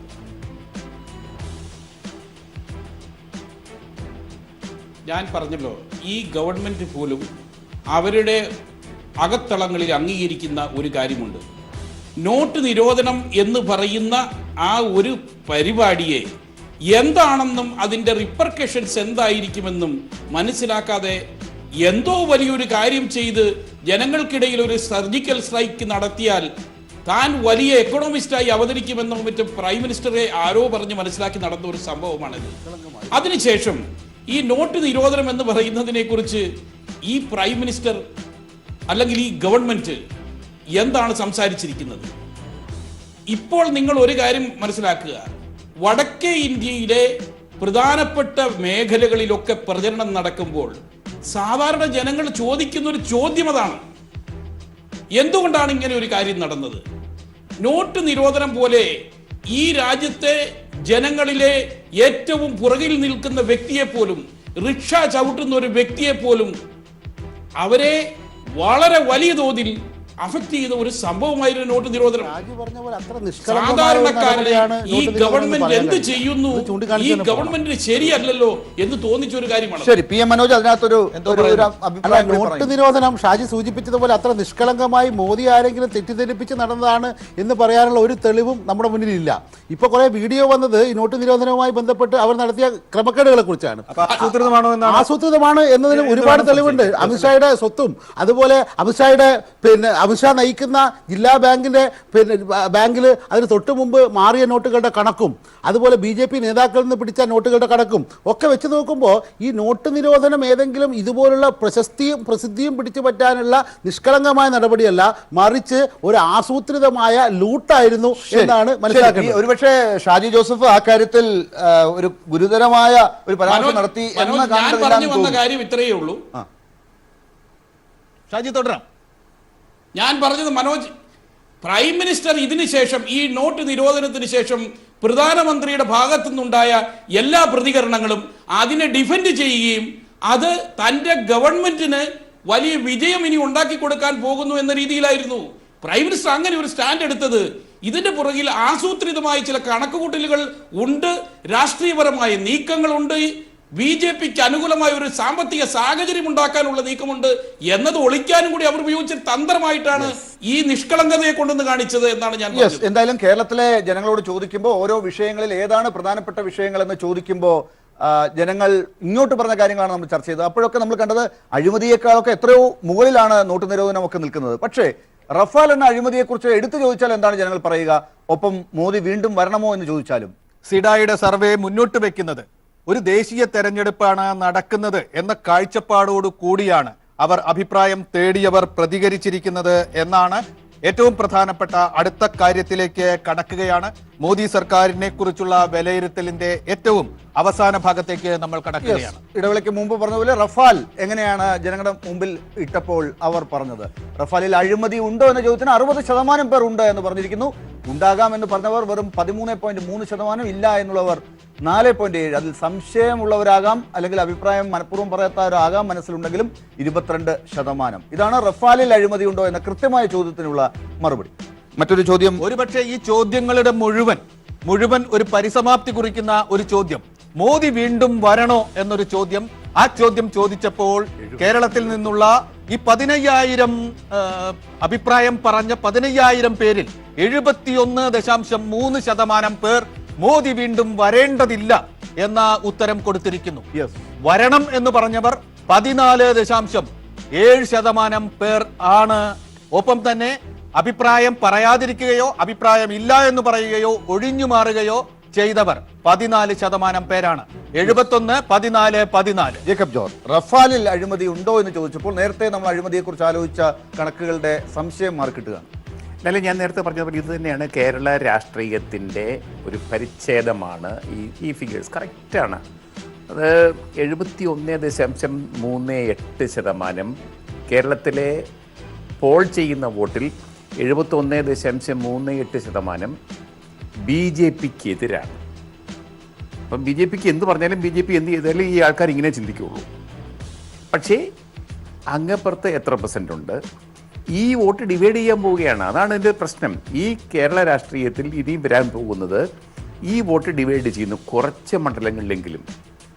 വേണമെന്ന് പറയുന്ന 14.7%, 15% പേരുണ്ട്. ഈ 15% എന്നുള്ളത് 20% കഴിഞ്ഞാൽ that's a dangerous point politically. രാഷ്ട്രീയമായിട്ട് 20% മേലെ BJP കടക്കുന്നത് ഇവിടുത്തെ ഒരു സന്തുലിതാവസ്ഥ. രാഷ്ട്രീയമായിട്ട് UDFും ഇടതുപക്ഷവും വർഷങ്ങളായി മാറി മാറി ഭരിക്കുകയാണ് നിയമസഭയിൽ. ആ ഒരു സന്തുലിതാവസ്ഥയെ കുറച്ചൊക്കെ ബാധിക്കാൻ തുടങ്ങും ഈ 20%-അപ്പുറത്തേക്ക് ഈ ചിന്ത കടന്നു ചെല്ലും. അങ്ങനെ 20% പേർ PM മനോജ് ഇപ്പോഴും തുറന്നു പറയാൻ കേരളത്തിൽ തയ്യാറാകുന്നില്ലല്ലോ. 14.7% പേരാണ് ഇത് വേണമെന്നെങ്കിലും ഉറപ്പിച്ചു പറഞ്ഞത്. അല്ല, ഇത് കേരളത്തിൻ്റെ മനസ്സാണ് എന്ന് പറയുന്നത് ശരിയാണ്. കാരണം 14% പേര് എല്ലാ കാലത്തും BJPക്ക് അല്ലെങ്കിൽ BJP പിന്തുടരുന്ന ഹിന്ദുത്വ പ്രത്യയശാസ്ത്രത്തിന് എല്ലാ കാലത്തും കേരളത്തിൽ വേരോട്ടമുണ്ടായിരുന്നു. അത് ഒരു പരിധി വിട്ട് അങ്ങോട്ട് കടക്കാൻ കഴിയുന്നില്ല എന്നതാണ് അവർ എല്ലാ കാലത്തും അഭിമുഖീകരിച്ച പ്രശ്നം. അത് തന്നെയാണ് ഇപ്പോഴും അഭിമുഖീകരിക്കുന്ന പ്രശ്നം. ഒരു സർവേയിലും അവർക്ക് ഒരു 12-13% അല്ലാണ്ട് അതിലപ്പുറം വോട്ടിലേക്ക് അവർക്ക് കടക്കാൻ കഴിഞ്ഞിട്ടില്ല. അത് സൂചിപ്പിക്കുന്നത് ഇപ്പോൾ വിഭജിച്ച് പോകുന്നൊക്കെ പറഞ്ഞു. എന്നാൽ കേരളത്തിൻ്റെ സവിശേഷമായ രാഷ്ട്രീയ സാഹചര്യത്തിൽ ഇങ്ങനെ വിഭജിച്ച് പോകാതെ BJPയെയും കൂടി ചേർത്തിട്ട് UDF മത്സരിച്ചിട്ടുണ്ട്, പ്രത്യക്ഷമായിട്ട് തന്നെ. അത് പരസ്യമായ കാര്യങ്ങളാണ്. അതായത് UDF, കോൺഗ്രസ്, മുസ്ലിം ലീഗ്, BJP ഈ മൂന്നിനെയും കൂട്ടിച്ചേർത്ത് മത്സരിച്ചപ്പോൾ പോലും അതിനെതിരെ മഹാഭൂരിപക്ഷത്തിൻ്റെയും പ്രതികരണം കേരളത്തിലുണ്ടായിട്ട്, അത് വടകര, ബേപ്പൂർ എന്നൊക്കെ നമ്മൾ സ്ഥിരമായി പറയുന്നതാണ്. അപ്പോൾ അതാണ് കേരളത്തിൻ്റെ പൊളിറ്റിക്കൽ ഫാബ്രിക്. ജനങ്ങളുടെ മനസ്സ് അതാണ്. ആ മനസ്സിനെ തകർക്കാനുള്ള ശ്രമമാണ് ഇപ്പോൾ നടക്കുന്നത്. പക്ഷേ ആ ശ്രമത്തിന് ഒരു തരത്തിലും വഴങ്ങുന്നവരല്ല കേരളീയർ എന്നാണ് മോഡി വരേണ്ടതില്ല എന്ന ഫേമായിട്ടുള്ള ഉത്തരം. സംശയമൊന്നുമില്ലാത്ത ഉത്തരം 70% കൂടുതലാണ്, 71% കൂടുതലാണ്. ബാക്കി 14% വേണമെന്ന് പറയുന്നു. 14% അഭിപ്രായമില്ലാത്തവർ പേടിച്ചിട്ട് ആവാം. കാരണം നമ്മൾ ഇതിലെല്ലാം കാണേണ്ടത് മോദി എന്തിനെയാണ് പ്രതിനിധാനം ചെയ്യുന്നത്, അല്ലെങ്കിൽ മോദി ഭരണം എന്തിനെ പ്രതിനിധാനം ചെയ്യുന്നത്. അത് കൃത്യമായ വർഗീയതയാണ്. വർഗീയത കൊണ്ട് രാജ്യത്തെ അടക്കി വാഴാമെന്ന രാഷ്ട്രീയ ദുർമോഹത്തെയാണ് പ്രതിനിധാനം ചെയ്യുന്നത്. അതാണ് ഇതിൻ്റെ എല്ലാം അടിസ്ഥാനം എന്നാണ് ഞാൻ കരുതുന്നത്. ഷാജി ജോസഫ്, ഒരുപക്ഷെ ഈ പറഞ്ഞ ഉത്തരം കിട്ടുന്നതിന് കാരണം വർഗീയതയാണ് എന്നാണ് PM മനോജ് പറയുന്നത്. പക്ഷെ ഈ പറഞ്ഞ റഫാലിന്റെ ചോദ്യം താങ്കൾ കണ്ടല്ലോ. അത് 60% അഴിമതി ഉണ്ട് എന്ന് കരുതിയവർ, അതിൽ നിന്നാണ് നമ്മൾ മോഡി വീണ്ടും വരണോ എന്ന ചോദ്യത്തിലേക്ക് എത്തിയത്. അപ്പോൾ 14.7% പേർ മാത്രമാണ് വേണമെന്ന് ഉറപ്പിച്ചു പറയുന്നത്. പക്ഷേ 2014 10.8% പേർ മാത്രം BJPയോട് ഒട്ടിനിന്ന ഘട്ടത്തിലാണ് ഇപ്പോൾ ഒരു 14.7% പേർ അത് അംഗീകരിക്കുന്നു എന്നൊരു ഘട്ടത്തിലേക്ക്, BJP അംഗീകരിച്ചു ഉറക്കെ പറയാൻ പോകുന്നു എന്ന ഘട്ടത്തിലേക്ക് എത്തിയിരിക്കുന്നു. കേരളത്തിലെ ജനങ്ങൾ ദേശീയ രാഷ്ട്രീയത്തെയും ദേശീയ തലത്തിൽ നടക്കുന്ന ഓരോ സംഭവത്തെയും ഭൂരിപക്ഷം പേരും സസൂക്ഷ്മം വിലയിരുത്തുന്നവരാണ് നമുക്കറിയാം. ഈ റഫാൽ ഇഷ്യൂ ഉയർന്നു വന്ന ശേഷം ശ്രീ നരേന്ദ്രമോദിയുടെ ഗവൺമെന്റും അദ്ദേഹത്തിൻ്റെ പാർട്ടിയുടെ നേതൃത്വവും ഒക്കെ അതിനോട് കാണിച്ച ആ നീ ജേർക്ക് പ്രതികരണങ്ങൾ അവരുടെ തന്നെ സുനിശ്ചിതമല്ലാത്ത ചില പ്രതികരണങ്ങളെയാണ് ജനങ്ങൾക്ക് മുന്നിലേക്ക് കൊണ്ടുവന്നത്. ഏതാണ്ട് സാധാരണഗതിയിൽ വളരെ അപക്വമായ രീതിയിലുള്ള ഡിഫൻസ് കൊണ്ടുവന്ന് അത് കോടതിയിൽ പോലും ഇത്രയും അപക്വമായി കട്ടെടുത്ത പേപ്പറാണെന്ന് പോലും പറയാനുള്ള, കാണാതെ പോയ പേപ്പറാണെന്ന് പോലും പറയാനുള്ള ഒരു അവസ്ഥയിലേക്ക് റഫാൽ ഇഷ്യൂവിൽ പ്രതികരിക്കുന്ന ഒരു ഗവൺമെന്റ് ഉണ്ടായപ്പോൾ സാധാരണഗതിയിൽ കേരളത്തിലെ പോലെയുള്ള പ്രബുദ്ധരായ ജനങ്ങൾ അതിൽ സംശയം ഉന്നയിക്കുന്നു എന്ന് പറയുന്നതിൽ യാതൊരു സംശയവും എനിക്കില്ല. ഞാൻ പറയുന്ന ഒരു കാര്യമെന്ന് പറയുന്നത്, BJPയെ കുറിച്ച് കേരളം പോലുള്ള ഒരു സംസ്ഥാനത്തിന് മോദി ഗവൺമെന്റിനെ കുറിച്ചുള്ള കേരളം പോലുള്ള ഒരു സംസ്ഥാനത്തെ പ്രതികരണം എപ്പോഴും ഭൂരിപക്ഷം എതിരാകാനുള്ള ഒരു പ്രധാനപ്പെട്ട കൺട്രിബ്യൂഷൻ നടത്തിയിരിക്കുന്നത് ഈ ഗവൺമെന്റ് ചെയ്തു കൂട്ടിയ വിനാശകരമായ നീക്കങ്ങൾ മാത്രമല്ല, ഈ ഗവൺമെന്റിനെ ഡിഫെൻഡ് ചെയ്യുന്ന BJPയുടെ കേരളത്തിലെ നേതൃത്വവും വളരെ അപക്വമായ ഡിഫൻസ് ആണ് അവിടെ കൊടുത്തിരിക്കുന്നത്. പക്ഷേ കേരളത്തിലെ നേതാക്കൾ BJPയുടെ നേതൃത്വം തെരഞ്ഞെടുപ്പിന് വേണ്ടി ഒരുക്കി കൊടുത്ത ഒരു വിഷയമാണ് ഇപ്പോൾ മോദി പോലും കേരളത്തിന് പുറത്ത് പോലും പറഞ്ഞുകൊണ്ടിരിക്കുന്നത് എന്നത് ശബരിമലയെ വീണ്ടും ജനങ്ങളോട് ചോദിക്കേണ്ടി വരുന്ന ഒരു ഘട്ടത്തിലേക്ക് എത്തിയിട്ടുണ്ട്. ശബരിമലയുടെ കാര്യത്തിൽ എന്താണ് ജനങ്ങൾ പറഞ്ഞത് എന്നതാണ് നമുക്ക് ഇനി നോക്കേണ്ടത്. ശബരിമല തെരഞ്ഞെടുപ്പ് വിഷയമാക്കുന്നത് ശരിയോ എന്ന ചോദ്യത്തിന് തെറ്റ് എന്ന് പറഞ്ഞത് 76% പേർ, ശരി എന്ന് പറഞ്ഞത് 3% പേർ. തെറ്റ് എന്ന് പറഞ്ഞത് വലിയൊരു ശതമാനം ആണ്, 76. ഒരുപക്ഷെ ഇതുവരെ കണ്ട ഏറ്റവും വലിയ ശതമാനം ഇത് തന്നെയാണെന്നാണ്. ഈ ചോദ്യവും ഉത്തരവും അതിന്റെ പ്രാധാന്യം ഉറപ്പിച്ചു പോകേണ്ടതുണ്ട് എന്ന് തോന്നുന്നു. ഇതുവരെ ദേശീയ പ്രശ്നങ്ങളിലായിരുന്നു ഈ സർവേ ഊന്നിയിരുന്നത്. അത് സംസ്ഥാനതല വിഷയങ്ങളിലേക്ക് വന്നിരിക്കുന്നു. ശബരിമല തെരഞ്ഞെടുപ്പ് വിഷയമാക്കുന്നത് ശരിയാണോ തെറ്റാണോ എന്നൊരു പ്രധാന ചോദ്യത്തിന് 76% പേർ തെറ്റാണ് എന്നൊരു ഉത്തരം കൊടുത്തിരിക്കുന്നു. കേരളത്തിൽ 76% പേർ അങ്ങനെ കരുതുന്നു. അതിന്റെ ഒരു ചർച്ച ശരിയെന്ന് കരുതുന്ന 14.3% പേരുണ്ട്. മറ്റഭിപ്രായങ്ങൾ എന്ന് പറയുന്നത് വേറെ എന്തെങ്കിലുമൊക്കെ പറയുന്നുണ്ടാവും ആളുകൾ, പലതരത്തിലുള്ള അഭിപ്രായങ്ങൾ പറയുന്നുണ്ട്. അതാകാം. ശ്രീ ജേക്കബ് ജോർജ്, അതായത് തെരഞ്ഞെടുപ്പ് കമ്മീഷന്റെ കൂടെയാണ് കേരളത്തിലെ 76% ജനങ്ങൾ ഇത് ശബരിമല തെരഞ്ഞെടുപ്പ് വിഷയമാക്കരുത് എന്നാണ് തെരഞ്ഞെടുപ്പ് കമ്മീഷൻ പറഞ്ഞത്. ലാലേ, തെരഞ്ഞെടുപ്പിന് മുമ്പ് BJPയുടെ കേരളത്തിലെ സ്ഥിതി എന്തായിരുന്നു? കേരളത്തിലെ നോക്കാം. കേരളത്തിലാണല്ലോ സർവേ. വളരെ ദയനീയമായിരുന്നു പറഞ്ഞാൽ താഴെ തകർന്ന് അരിപ്പണമൊക്കെ കിടക്കായിരുന്നു. പക്ഷേ ശബരിമലയാണ് അവരെ പൊക്കിക്കൊണ്ട് വന്നത്. ഒരു സുവർണ അവസരം ബഹുമാനായ അതിൻ്റെ പ്രസിഡന്റ് കണ്ടുപിടിച്ചു. ആ സുവർണാവസരത്തിൽ പിടിച്ചു. ഇന്ന് നരേന്ദ്രമോദിക്ക് പോലും കേരളത്തിൽ വന്നാൽ തിരഞ്ഞെടുപ്പ് പ്രചരണത്തിന് ശബരിമലയെ ആശ്രയിക്കേണ്ടി വരുന്നു. കേരളത്തിന് പുറത്തും പറഞ്ഞു. കേരളത്തിന് പുറത്തും അതാണ്, ദക്ഷിണേന്ത്യയിലും അതാണ്. കാരണം ശബരിമല മാത്രമേ ഉള്ളൂ. അത് BJP ദേശീയ നേതൃത്വത്തിൻ്റെ ഒരു പാപ്പരത്വമായിട്ട് വേണം, അത് വേണമെങ്കിൽ ഇടതുപക്ഷത്തിന് അങ്ങനെ വേണം അവതരിപ്പിക്കാൻ. കോൺഗ്രസിനും അങ്ങനെ അവതരിപ്പിക്കാവുന്നതാണ്. പക്ഷേ 76% പേർ ഇത് ഉന്നയിക്കുന്നത് തെറ്റാണെന്ന് പറയുമ്പോൾ അതിലെല്ലാ അഭിപ്രായമുള്ളവരും, അതിൽ സ്ത്രീ പ്രവേശനം വേണമെന്നുള്ളവരും വേണ്ട എന്നുള്ളവരും ഒക്കെ അത്തരം ഒരു അഭിപ്രായം പറഞ്ഞിട്ടുണ്ടാവണം. കാരണം ഇതുപോലൊരു ഫിഗർ വരില്ല. കാരണം നമ്മൾ നോക്കുമ്പോഴത്തേക്ക് ഈ ശബരിമലയുമായിട്ട് യാതൊരു ബന്ധവുമില്ലാത്ത ന്യൂനപക്ഷങ്ങള് അവരൊക്കെ ഉണ്ടല്ലോ, അവരുടെ വോട്ടും കൊണ്ട് എടുത്തിട്ടുണ്ടല്ലോ. ഇത് ഉന്നയിക്കരുതെന്ന് അവർ കരുതുന്നത് ആവശ്യം അത് ശരിയല്ലല്ലോ, ഒരിക്കലും അത് ന്യായമല്ലല്ലോ എന്ന് ചിന്തിക്കുന്നവരാണല്ലോ കേരളത്തിൽ കൂടുതൽ.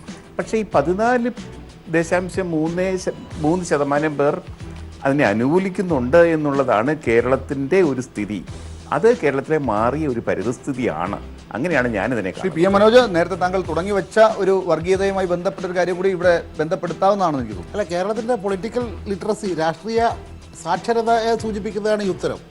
കാരണം ശബരിമല അതുപോലെ മതപരമായ വിഷയങ്ങൾ, മറ്റേതെങ്കിലും വിശ്വാസവുമായി ബന്ധപ്പെട്ട, ദൈവവുമായി ബന്ധപ്പെട്ട വിഷയങ്ങൾ തെരഞ്ഞെടുപ്പിൽ വിഷയമാക്കരുത് എന്ന് തെരഞ്ഞെടുപ്പ് കമ്മീഷൻ്റെ മാത്രമല്ല, അത് രാജ്യത്ത് നിലനിൽക്കുന്ന പൊളിറ്റിക്കൽ സിസ്റ്റത്തിൻ്റെ പ്രത്യേകതയാണ്. അത് പാടില്ല എന്ന് കേരളം ആകെ വിധി എഴുതുന്നു, അല്ലെങ്കിൽ മഹാഭൂരിപക്ഷവും. പിന്നെ ഈ 14%, യഥാർത്ഥത്തിൽ കേരളത്തിൽ ഇന്ന് ഏതെങ്കിലും തരത്തിൽ തെരഞ്ഞെടുപ്പ് അട്ടിമറി നടത്താനോ അല്ലെങ്കിൽ തങ്ങൾക്ക് മുന്നേറാനോ ഉള്ള സാധ്യത BJP കാണുന്നത് ശബരിമലയിലാണ്. അതുപോലെ തന്നെയാണ് കോൺഗ്രസ് കാണുന്നത്. ഈ 14% മനോജിനെ ആശ്വസിപ്പിക്കുകയാണോ ചെയ്യുന്നത്, ആശങ്കപ്പെടുത്തുകയാണോ ചെയ്യുന്നത്? തീർച്ചയായും എന്നെ ആശ്വസിപ്പിക്കുകയാണ് ചെയ്യുന്നത്. കാരണം ഈ ശബരിമല വിഷയം അങ്ങ് ഉന്നയിച്ച് പ്രധാനമന്ത്രി പറഞ്ഞു, കേരളത്തിൽ പേര് പറഞ്ഞില്ലെങ്കിലും പുറത്ത് പോയി ശബരിമലയുടെ പേര് പറഞ്ഞു. എന്താണ് ശബരിമല വിഷയമാക്കിയാൽ എന്ന് പറഞ്ഞ് തെരഞ്ഞെടുപ്പ് കമ്മീഷനെ വെല്ലുവിളിച്ചുകൊണ്ട് BJPയുടെ നേതൃത്വം ആകെ ഒന്നടങ്ക രംഗത്തിറങ്ങി. അവരിറക്കുന്ന പോസ്റ്ററുകൾ, അവർ നടത്തുന്ന വീടുകൾ കയറി നടത്തുന്ന ക്യാമ്പയിനൊക്കെ ശബരിമലയിൽ കേന്ദ്രീകരിച്ചിട്ടാണ്. എന്നിട്ട് പോലും കേരളത്തിലെ സാധാരണ ജനങ്ങൾ ഈ 14% മാത്രമേ ശബരിമല വിഷയമാക്കാവൂ എന്ന് പറയുമ്പോൾ അത് BJP നേടുമെന്ന് നമ്മൾ കരുതുന്ന ഈ സർവേയിലൊക്കെ കണ്ട BJPക്ക് അനുകൂലമായി വന്ന ശതമാനം എത്രയോ അതാണ് 14%. ഇടതുപക്ഷം ഈ പറയുന്ന ശബരിമലയെ ചർച്ച ചെയ്യേണ്ട എന്ന് പറഞ്ഞതായി എനിക്ക് തോന്നുന്നില്ല. ചർച്ച ചെയ്യുമ്പോൾ സത്യം പറയണം എന്നതാണ് ഇത് കഴിഞ്ഞ ദിവസം പിണറായി വിജയൻ പറഞ്ഞത്. ഇവിടെ ചോദ്യം ശബരിമല തെരഞ്ഞെടുപ്പ് വിഷയമാണോ എന്നുള്ളതാണ്. ശബരിമല ചർച്ച ചെയ്യുന്നതിൽ ഇടതുപക്ഷത്തിന് എന്താ പേടി? ഇടതുപക്ഷം അതിൻ്റെ നിലപാട് വളരെ പരസ്യമായി പ്രഖ്യാപിച്ചിട്ടുള്ളതാണ്. അതുപോലെ തന്നെ കോടതി ഏത് വിധി വന്നാലും, അതായത് ഹൈക്കോടതി വിധി ഉള്ളപ്പോൾ ഇടതുപക്ഷ ഗവൺമെൻറ് അത് നടപ്പാക്കി, സുപ്രീം കോടതി വന്നപ്പോൾ അത് നടപ്പാക്കി. അതുകൊണ്ട് കോടതിയുടെ അന്തിമ തീർപ്പ് ഏതായാലും അത് നടപ്പാക്കുമെന്ന് പറയുന്ന ആളുകളാണ്. അതാണ് ഞാൻ പൊളിറ്റിക്കൽ ലിറ്ററസി, രാഷ്ട്രീയ സാക്ഷരത എന്ന് പറഞ്ഞത്. ഇത് പറഞ്ഞാൽ മനസ്സിലാവുന്ന ജനങ്ങളാണ് കേരളത്തിലത്. അല്ലാതെ മറ്റേതെങ്കിലും ഒരു ഹൈപ്പ് ഉണ്ടാക്കി ഇതാ വിശ്വാസികളെ തകർക്കുന്നു, വിശ്വാസത്തെ തകർക്കുന്നു, മതത്തെയും ആചാരത്തെയും തകർക്കുന്നു എന്ന് പറഞ്ഞ് ഹൈപ്പ് ഉണ്ടാക്കിയാൽ, അല്ലെങ്കിൽ കല്ലെറിഞ്ഞാൽ, തേങ്ങ എടുത്ത് തലയിൽ ഉടച്ചാൽ മാറുന്ന മനസ്സല്ല കേരളത്തിലെ രാഷ്ട്രീയ മനസ്സ് എന്നതിന്റെ സൂചനയാണ് ഫലം. ഈ ശബരിമല ഇല്ലായിരുന്നെങ്കിൽ എന്ത് ശൂന്യമാകുമായിരുന്നു BJPയുടെ ക്യാമ്പയിൻ തട്ട് എന്നാണ് എനിക്ക് ദേശീയ തലത്തിൽ കൂടെ ഉദ്ദേശിച്ചാണോ പറഞ്ഞത്? അല്ലല്ല, കേരളത്തിലേക്കായിരുന്നു. നമ്മൾ കേരളത്തിലെ Shri Shaji Joseph, Jacob George കേരളത്തിലെ മാത്രം ഉദ്ദേശിച്ചാണ് പറയുന്നത്. ശബരിമല ഇല്ലായിരുന്നു എങ്കിൽ BJP എന്ത് ചെയ്യാമായിരുന്നു എന്നാണ്. ദേശീയ തലത്തിൽ പിന്നെ എന്താണ് പറയുക BJP അങ്ങനെയാണെങ്കിൽ?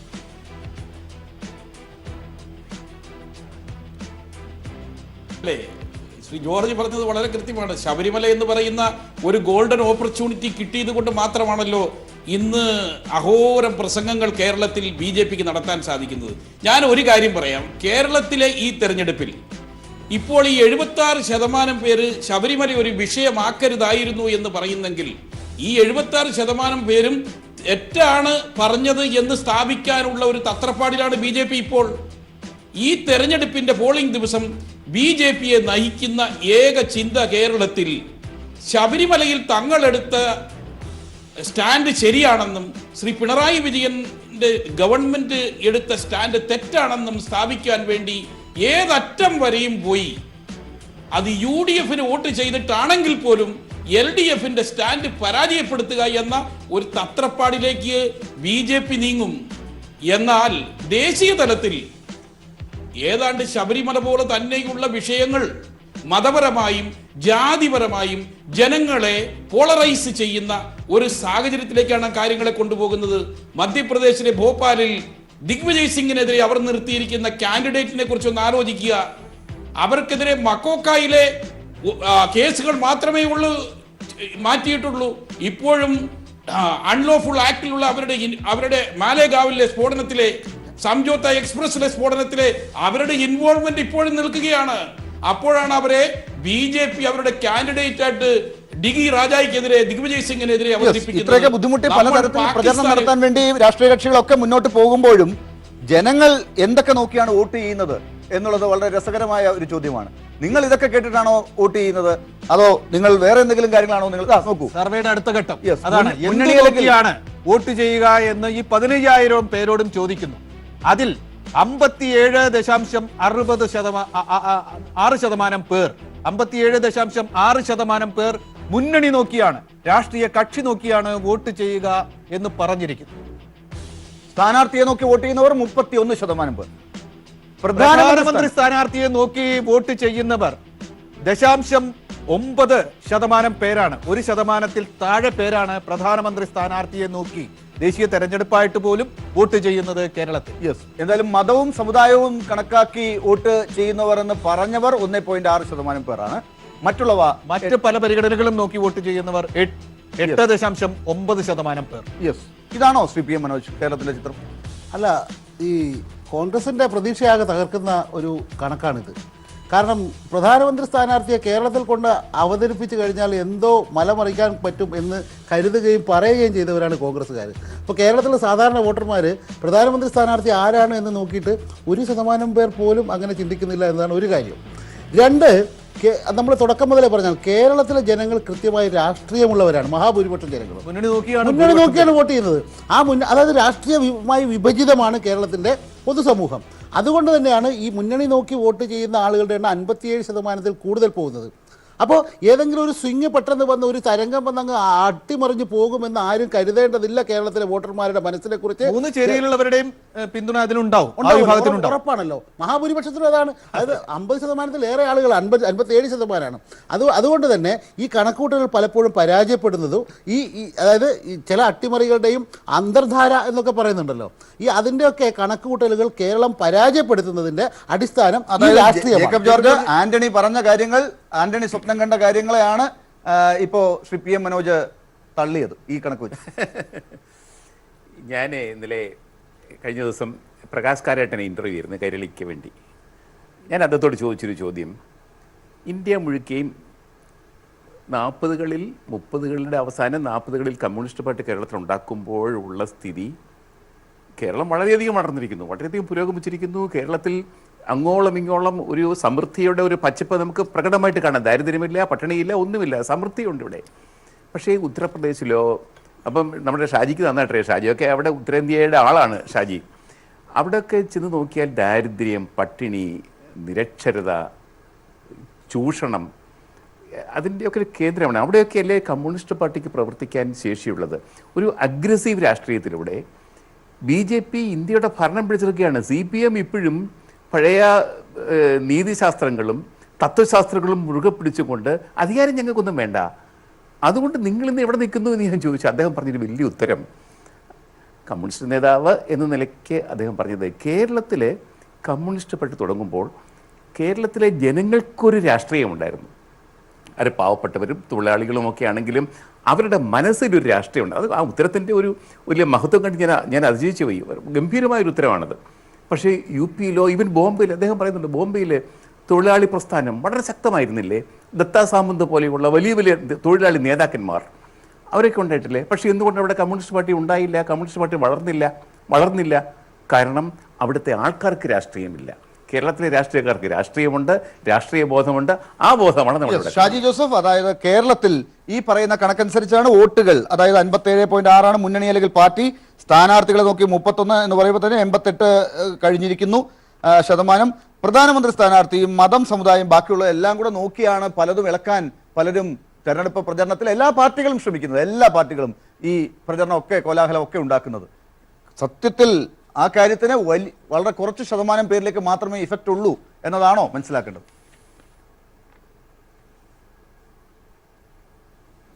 കേരളത്തിൽ ഈ സർവേയിൽ പറഞ്ഞ ഈ വോട്ടിംഗ് പാറ്റേൺ അല്ലെങ്കിൽ വോട്ട് ചെയ്യുമ്പോൾ ജനങ്ങൾ മുന്നിൽ കാണുന്ന പ്രയോറിറ്റികൾ, ഇത് എനിക്ക് തോന്നുന്നത് വടക്കേ ഇന്ത്യയിലേക്ക് വരുമ്പോൾ ഇങ്ങനെ ഒരു പ്രയോറിറ്റി ഒരു കാരണവശാലും നിലനിൽക്കില്ല. ഒന്ന്, അതിൻ്റെ കാരണം ഈ മുന്നണി രാഷ്ട്രീയം എന്ന് പറയുന്നത് വടക്കേ ഇന്ത്യയിലെ പല സംസ്ഥാനങ്ങളിലും ഏറ്റവും ബലഹീനമായിക്കൊണ്ടിരിക്കുന്ന ഒരു സാഹചര്യമാണ് ഈ തെരഞ്ഞെടുപ്പിൽ നമ്മൾ കണ്ടുകൊണ്ടിരിക്കുന്നത്. രണ്ടാമത്തെ കാര്യം, സ്ഥാനാർത്ഥികളെ അവർ നോക്കും, പക്ഷേ സ്ഥാനാർത്ഥികളുടെ മെറിറ്റോ അല്ലെങ്കിൽ അവരുടെ സ്കോളർലിനെസ്സോ അവരുടെ അക്കാഡമിക് എക്സലൻസോ സേവന രംഗത്തെ പ്രവർത്തന മേന്മയോ ഒന്നുമല്ല അവർക്ക് നോക്കുന്നത്. അവിടെ ജാതിയും മതവുമാണ് സ്ഥാനാർത്ഥികളെ നോക്കുമ്പോൾ അവർ കാണുന്നത്. ഇന്ന് വരെ വടക്കേ ഇന്ത്യയുടെ ചരിത്രത്തിൽ ഒരു പ്രത്യേക ജാതിക്ക് വലിയ ഭൂരിപക്ഷമുള്ള ഒരു മണ്ഡലത്തിൽ നിന്ന് മറ്റൊരു ജാതിയുടെ ഒരു കാൻഡിഡേറ്റിന് അതേത് പാർട്ടിയിൽപ്പെട്ട ആളാണെങ്കിലും ജയിച്ചു പോകാൻ സാധിച്ചിട്ടുണ്ടോ എന്ന് അന്വേഷിക്കുന്നത് വളരെ ഇൻട്രസ്റ്റിംഗ് ആയിട്ടുള്ള ഒരു പ്രതിഭാസമായിരിക്കും. അതുകൊണ്ട് കേരളത്തിലെ ജനങ്ങൾ പ്രബുദ്ധരാണ്. അവർ സ്ഥാനാർത്ഥിയുടെ അക്കാഡമിക് എക്സലൻസ് എനിക്കറിയാം. ഞാനിപ്പോൾ പറയാം, തിരുവനന്തപുരം പോലുള്ളൊരു മണ്ഡലത്തിൽ ഇപ്പോൾ അതായത് ഈ വിജയവും പരാജയവും ഒക്കെ തീരുമാനിക്കുന്ന ആളുകളിൽ കുറെ അധികം പേരും ശശി തരൂരിനോടൊപ്പം നിൽക്കുന്നത് രാഷ്ട്രീയം മറന്ന് അദ്ദേഹത്തോടൊപ്പം നിൽക്കാൻ താല്പര്യം കാണിക്കുന്ന ആളുകളുണ്ട്. അപ്പോൾ കേരളത്തിലെ ജനങ്ങൾ കാണുന്നത് അക്കാഡമിക് എക്സലൻസ്, മാനുഷിക മൂല്യങ്ങളെ ഉയർത്തിപ്പിടിക്കുന്ന ആളുകൾ അവർക്കൊക്കെയാണ്. അതുകൊണ്ടൊക്കെ തന്നെയാണ് ശ്രീ ദിവാകരനൊക്കെ ഇന്ന് തിരുവനന്തപുരത്ത് കഴിഞ്ഞ തെരഞ്ഞെടുപ്പിനേക്കാൾ അപൂർവമായ മുന്നേറ്റം നടത്താൻ സാധിക്കുന്നത്. അദ്ദേഹത്തിന്റെ സമര പാരമ്പര്യവും ഒക്കെ അദ്ദേഹത്തെ ഈ തിരുവനന്തപുരത്തെ തെരഞ്ഞെടുപ്പിൽ വളരെ മുന്നോട്ട് കൊണ്ടുപോയിട്ടുണ്ടെന്നുള്ള ഒരു സത്യമാണ്. ഞാൻ പറയുന്നത് കേരളത്തിലെ ജനങ്ങളുടെ വോട്ടിംഗ് പാറ്റേണും അവരുടെ ചിന്താഗതികളും ഏതാണ്ട് ഉത്തരേന്ത്യയിലെ ജനങ്ങളുടെ ചിന്താഗതികളുമായി ഇപ്പോഴും ഒന്നിച്ചു പോകുന്ന ഒന്നല്ല എന്ന് തന്നെയാണ് ഞാൻ കൃത്യമായി അഭിപ്രായ സർവേയിലൂടെ പുറത്തു വരുന്ന കണക്കുകൾ ഉയർത്തുന്ന ചോദ്യങ്ങൾ, ആ ചോദ്യങ്ങളുടെ ഉത്തരങ്ങൾ നമ്മൾ കരുതുന്നത് പോലെയാണോ യഥാർത്ഥത്തിൽ ഉള്ള ചിത്രം എന്നതിലേക്ക് വിരൽ ചൂണ്ടുന്ന ഒരു സാമ്പിൾ സർവേയുടെ, ഒപ്പീനിയൻ പോളിന്റെ അവസാന ഘട്ടത്തിലേക്കാണ് ഇനി പോകേണ്ടത്. എല്ലാവരും കാത്തിരിക്കുന്ന വലിയ സർവേ ഫലത്തിലേക്കാണ് നമുക്ക് പോകേണ്ടത്. പക്ഷേ അതിനല്പം കാത്തിരിക്കണം. ആര് വാഴും ആര് വീഴും എന്ന ചോദ്യത്തിന് ഉത്തരം തേടുന്ന അഭിപ്രായ സർവേ പരിപാടി മുന്നോട്ട് പോവുകയാണ്. കേരളം എന്ത് നോക്കി വോട്ട് ചെയ്യും എന്നതിന് ഈ survey, CIDA survey, Kairali people survey ഉത്തരം പറഞ്ഞു കഴിഞ്ഞിരിക്കുന്നു. കേരളം എങ്ങനെ വോട്ട് ചെയ്യും എന്ന ചോദ്യത്തിലേക്ക് ഞങ്ങൾ കടക്കുകയാണ്. അതിന് തൊട്ട് മുമ്പ് ഇതേ ചോദ്യം ചോദിച്ച മറ്റ് സർവേകൾ എന്തു പറഞ്ഞു, കേരളം എങ്ങനെ വോട്ട് ചെയ്യും എന്നാണ് ഇതുവരെ ഈ അടുത്ത ദിവസങ്ങളിൽ നടന്ന പ്രധാനപ്പെട്ട സർവേകൾ പറഞ്ഞത്. കഴിഞ്ഞ ദിവസങ്ങളിൽ കണ്ട സർവേകൾ ഇങ്ങനെയാണ്. ഏഷ്യാനെറ്റ് ന്യൂസിന്റെ സർവേയിൽ LDF 5 മുതൽ 6 സീറ്റുകൾ വരെ നേടും, UDF 13 മുതൽ 14 സീറ്റുകൾ വരെ നേടും, NDAക്ക് 1 മുതൽ 3 സീറ്റുകൾ വരെ കിട്ടും, മറ്റുള്ളവർക്ക് 0. മനോരമ ന്യൂസിന്റെ സർവേയിൽ LDFന് 4 സീറ്റുകളാണ് കിട്ടുക, UDFന് 15 സീറ്റുകൾ കിട്ടുന്നു, NDAക്ക് 1 സീറ്റ് ഉറപ്പിക്കുന്നു, മറ്റുള്ളവർക്ക് 0. മാതൃഭൂമി ന്യൂസിന്റെ സർവേ LDFന് 5 സീറ്റുകളാണ് പ്രവചിക്കുന്നത്, UDFന് 14 സീറ്റുകൾ, NDAക്ക് 1 സീറ്റ്, മറ്റുള്ളവർക്ക് 0. ഹിന്ദു CSDS സർവേ 6 മുതൽ 14 സീറ്റുകൾ LDFന് പറയുന്നു, UDFന് 5 മുതൽ 13 സീറ്റുകൾ വരെ കിട്ടാം, NDAക്ക് 1 സീറ്റ് വരെ കിട്ടാം, മറ്റുള്ളവർക്ക് 0. ഇതാണ് ഇതുവരെ കണ്ട സർവേ. 3 സർവേകൾ, ഏഷ്യാനെറ്റ്, മനോരമ, മാതൃഭൂമി, 3 സർവേകൾ UDFന് അനുകൂലമാണ് കേരളം എന്ന് പ്രഖ്യാപിച്ചിരിക്കുന്നു. ഹിന്ദു സർവേ മാത്രം LDFന് ആനുകൂല്യം പ്രഖ്യാപിച്ചുകൊണ്ട് കേരളം ഏതാണ്ട് തുല്യമായി നിൽക്കുന്നു, പക്ഷേ LDF മേൽക്കൈ എന്ന് പറഞ്ഞിരിക്കുന്നു. ഇതാണ് സർവേകളുടെ നില. യെസ്, ജേക്കബ് ജോർജ്, ഇതാണ് ഇതുവരെ കണ്ട സർവേകളുടെ നില. ഇത് ഈ സർവേകൾ തമ്മിൽ തന്നെ വലിയൊരു അന്തരമുണ്ട്. ഈ സർവേകളെ കുറിച്ച് സർവേ എടുക്കേണ്ടതാണ്. അപ്പൊ ഇതല്ല നമുക്ക് യഥാർത്ഥ ചിത്രം. ഇതിൽ എവിടെയെങ്കിലും അല്ല, ഈ സർവേകൾ എന്തുകൊണ്ട് ഈ സർവേകളെ കുറിച്ച് സർവേ എടുക്കേണ്ട സ്ഥിതിയിൽ വരുന്നു എന്താണ് പറയുന്നത്? അല്ല, ഇത് ഒരു ഒരു ഒരു സാമ്യവും ഇല്ല. കേരളത്തിന്റെ യാഥാർത്ഥ്യവുമായിട്ട് പൊരുത്തപ്പെടുന്നില്ല എന്നാണോ? അല്ല, നമ്മൾ ഈ കാണുന്നത് ഏറെക്കുറെ നമുക്ക് മനസ്സിലാക്കാൻ പറ്റും. മനോജും ഞാനും പറഞ്ഞതാണ്, ഇതിനകത്ത് നമ്മൾ കേരളത്തിന്റെ രാഷ്ട്രീയവുമായിട്ട് നമ്മൾ ചേർത്ത് വെക്കുകയാണെങ്കിൽ കേരളത്തിന്റെ രാഷ്ട്രീയം ഇന്നോ ഇന്നലെയോ ഉണ്ടായതല്ലല്ലോ. ഇതിന് വർഷങ്ങളുടെ ഒരു പാരമ്പര്യമുണ്ടല്ലോ, ആ ചരിത്രമുണ്ട്. ആ രാഷ്ട്രീയത്തിലൂടെ വളർന്ന ഒരു ജനത, ആ ജനതയുടെ മനസ്സ്, ആ ജനതയുടെ രാഷ്ട്രീയം, ആ രാഷ്ട്രീയമൊക്കെ പ്രതിഫലിപ്പിക്കുന്ന കണക്കുകളാണ് ഇതുവരെയും കണ്ടത്. പക്ഷേ നമ്മൾ ഇപ്പം കാണിച്ചിരിക്കുന്ന സർവേകളിലൊന്നും ഈ സർവേയുടെ കാര്യമാണ് ഈ സർവേകളുടെ കാര്യമാണ് ആ ജനങ്ങളുടെ, മലയാളിയുടെ മനസ്സ് ഈ സർവേകളിൽ കാണുന്നില്ല. ശ്രീ പി എം മനോജ്, അതായത് ഇതുവരെ നമ്മൾ ചർച്ച ചെയ്ത വിഷയങ്ങൾ കൊടുത്ത കണക്കുകൾ, അങ്ങനെ അഭിപ്രായം തേടിയപ്പോൾ വന്ന കണക്കുകൾ, അതിനോട് പൊരുത്തപ്പെടുന്നില്ല ഈ ഉത്തരങ്ങൾ. അതിൻ്റെ വിചിത്രമായ ഒരു കാര്യം, മനോരമ നടത്തിയ സർവേയിൽ ഏതാണ്ട് ചോദ്യങ്ങളും അതിനുള്ള ഉത്തരവും നമ്മളിപ്പോൾ ചർച്ച ചെയ്തതിനനുസരിച്ചായിരുന്നു. കാരണം പ്രളയം കേരളം നേരിട്ടത് ഏത് രീതിയിലാണ്? മികച്ച രീതിയിലെന്നാണ് മഹാഭൂരിപക്ഷം അഭിപ്രായം പറഞ്ഞത്. അതുപോലെ തന്നെ ഓരോ കാര്യത്തിലും, ശബരിമലയുടെ കാര്യത്തിൽ ഉൾപ്പെടെ അത് ഏറ്റവും മികച്ച അഭിപ്രായങ്ങൾ പറയുന്നു. പക്ഷേ അത് കൺവേർട്ട് ചെയ്തിട്ട് സീറ്റിൽ വരുമ്പോഴേക്കും മനോരമക്ക് ഉറപ്പാണ് ഇത്ര സീറ്റ് LDF-ന്, ഇത്ര സീറ്റ് UDF-ന് എന്ന് പറയുന്നു. അപ്പോൾ അതല്ല മെത്തഡോളജി. അതുകൊണ്ടാണ് ഞാൻ ഇതിൻ്റെ മെത്തഡോളജിയെ ഒന്ന് നേരത്തെ ചോദിച്ച് മനസ്സിലാക്കിയതും അത് ശരിയായ രീതിയിലാണെന്ന് എനിക്ക് തോന്നാൻ ഉണ്ടായ കാരണം അതാണ്. അപ്പോൾ ആളുകളുടെ അഭിപ്രായത്തിനനുസരിച്ചാണല്ലോ ഔട്ട്കം വരിക, അതിനനുസരിച്ചാണല്ലോ സീറ്റും വോട്ടും വരിക. അപ്പോൾ അങ്ങനെ അല്ല ഈ കഴിഞ്ഞ സർവേകളിൽ വന്നത് എന്ന് ശക്തമായ അഭിപ്രായം എനിക്കുണ്ട്. അത് ഞാൻ പറയുകയല്ല, അത് മനോരമയും മാതൃഭൂമിയും പ്രസിദ്ധീകരിച്ച വിവരങ്ങൾ വെച്ച്, സർവേ വെറുതെ കണക്ക് പറയലല്ലോ, എന്തൊക്കെ ചോദ്യങ്ങൾ ചോദിച്ചു, എന്തൊക്കെ ഉത്തരങ്ങൾ കിട്ടി എന്ന് പറഞ്ഞ് അവരുടെ സാമ്പിളിംഗ് അനുസരിച്ചിട്ട് തന്നെ അവരുടെ ഉത്തരം പൊരുത്തപ്പെടുന്നില്ല.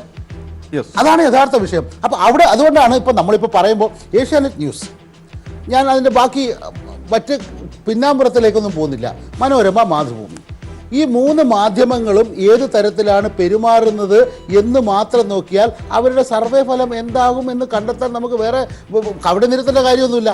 അത് മാത്രമാണ് ഇവിടെ സംഭവിച്ചിട്ടുള്ളത്. ശരി, ഷാജി ജോസഫ്, ഒരുപക്ഷെ പി എം മനോജ് ഈ കാര്യങ്ങൾ പറയുന്നത് അങ്ങേക്ക് ഒരു രീതിയിൽ വിശദീകരിക്കാനാകും. ഒരുപക്ഷെ അദ്ദേഹം ഇത്തവണത്തെ സർവേകളെ വിശദീകരിക്കുന്ന ഇപ്പൊ കേട്ട വാക്കുകൾക്ക് ചില അർത്ഥങ്ങളുണ്ട് എന്ന് തന്നെ പറയേണ്ടി വരുമോ? ഇത്തവണ കണ്ട ഈ ഒരു കണക്കുകൾ, ഈ സർവേകളിൽ കണ്ട കണക്കുകൾ കാണുമ്പോൾ ഞാൻ ഡോക്ടർ ലാൽ പറയുന്ന ഒരു കാര്യം, നേരത്തെ ഞാൻ സൂചിപ്പിച്ച ഒരു കാര്യമുണ്ട്. 2 കാരണങ്ങൾ കൊണ്ടാണ് ഇത്രയും വലിയ ഡിഫറൻസുകൾ ഈ സർവേകൾക്കിടയിൽ നമുക്ക് കാണാൻ സാധിക്കുന്നത്. ഒന്ന്, the quality of the scientific analysis carried out on the samples collected. അവിടെ വലിയ വീഴ്ചകൾ ഉണ്ടായിട്ടുണ്ട്. ഇനി അതിലും വലിയൊരു കാര്യമെന്ന് പറയുന്നത്, ഈ തെരഞ്ഞെടുപ്പിന്റെ പ്രചരണം തുടങ്ങുന്ന സാഹചര്യത്തിന് മുൻപ് തന്നെ എടുത്ത ചില സാമ്പിൾ സർവേ അനുസരിച്ചാണ് ഇതിലെ പല കാര്യങ്ങളും വന്നിരിക്കുന്നത്. ഏതാണ്ട് ഫെബ്രുവരി മാസം അവസാനവും മാർച്ച് മാസവും ഒക്കെ ആയിട്ട് എടുത്ത സാമ്പിൾ സ്റ്റഡികളാണ്. അപ്പോൾ ഒരു കാര്യം ഓർക്കണം, UDF എന്ന് പറയുന്ന ഒരു മുന്നണിയുടെ കാൻഡിഡേറ്റ്സിനെയോ BJPയുടെ കാൻഡിഡേറ്റ്സിനെ പോലെയോ അവരെ പോലും അനൗൺസ് ചെയ്യപ്പെടാത്ത സാഹചര്യങ്ങളിൽ എടുത്ത സർവേ ഉണ്ട്. അതിന്റെ ഫലങ്ങളൊക്കെ ഇതിനിടയിലുണ്ട്. ഞാൻ പറയുന്നത് ഒരു കാര്യമേ ഉള്ളൂ, പ്രചരണ രംഗം കൊഴുത്ത് മുന്നോട്ട് പോകുമ്പോൾ ഓർക്കണം, ആദ്യത്തെ സർവേയിലൊക്കെ നമ്മൾ കണ്ടത് LDF-ന് 2 സീറ്റ് 3 സീറ്റ്, ബാക്കി മുഴുവൻ സ്വീപ്പ് ചെയ്യുന്ന ഒരു UDF-ന്റെ തരംഗമായിട്ടാണ് ആദ്യമേയൊക്കെ അവതരിപ്പിച്ചത്. ആ അവതാരകർ തന്നെയാണ്, അല്ലെങ്കിൽ ആ സർവേ ടീം തന്നെയാണ് പിന്നീട് ഇങ്ങോട്ട് വന്ന സർവേയിൽ ഏതാണ്ട് 6 മുതൽ 8 വരെ സീറ്റുകൾ വരെ LDF-ന് പ്രവചിച്ചു കൊണ്ടിരിക്കുന്നത്.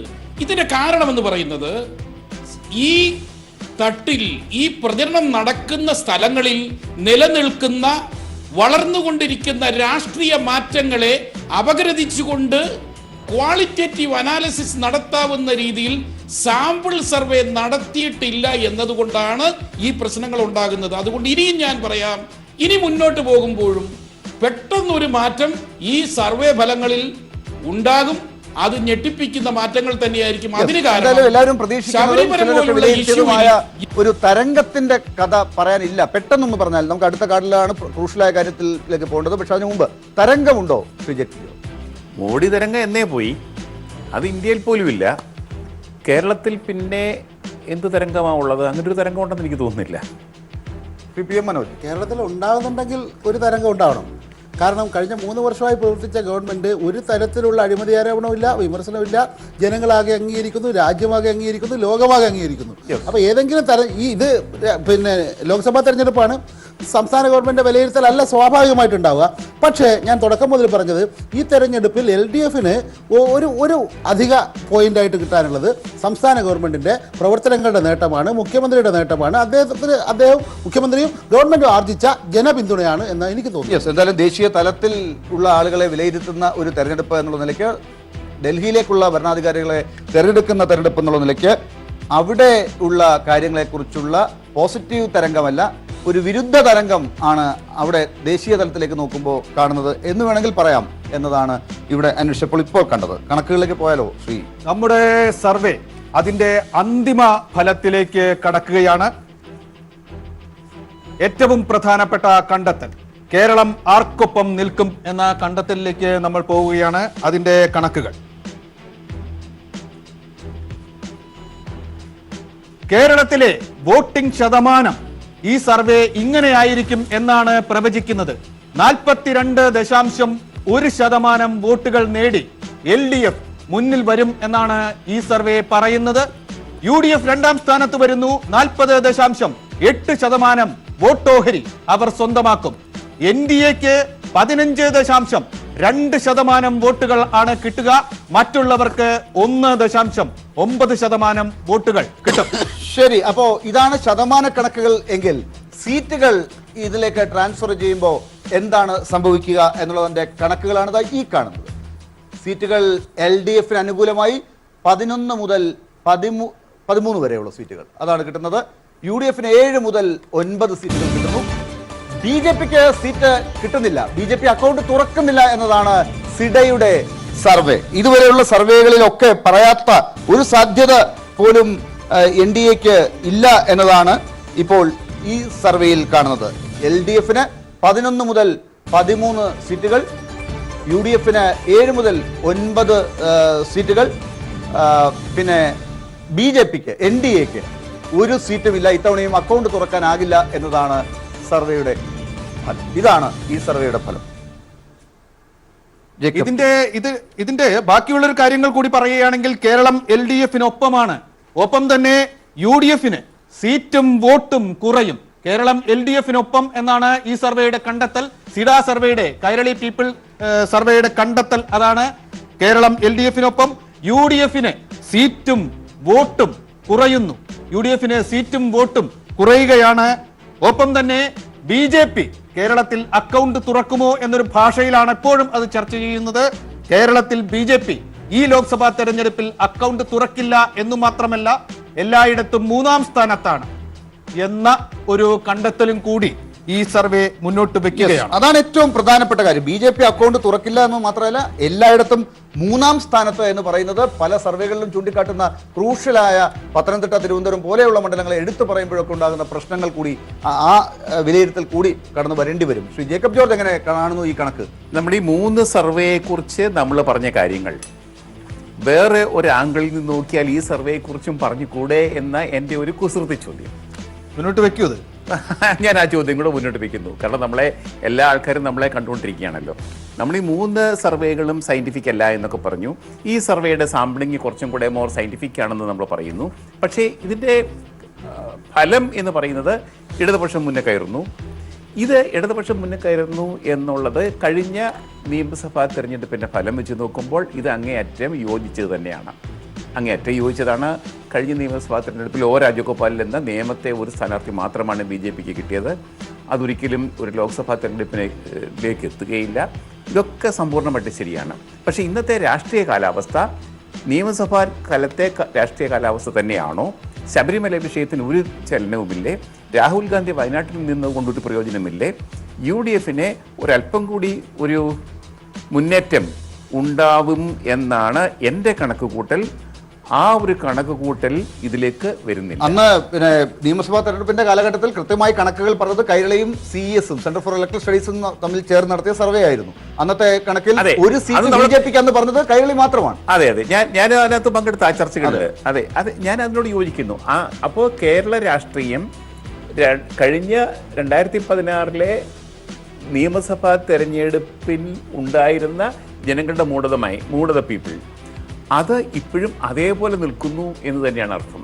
ഇതിനിടയ്ക്ക് ദേശീയ രാഷ്ട്രീയം, കേരള രാഷ്ട്രീയത്തിനകത്ത് ശബരിമല ഘടകം അതൊന്നും ഒരു പങ്ക് വഹിക്കുന്നില്ലേ? UDF ഒരു പുരോഗതിയും ഉണ്ടായിട്ടില്ലേ എന്നാണ് എൻ്റെ ചോദ്യം.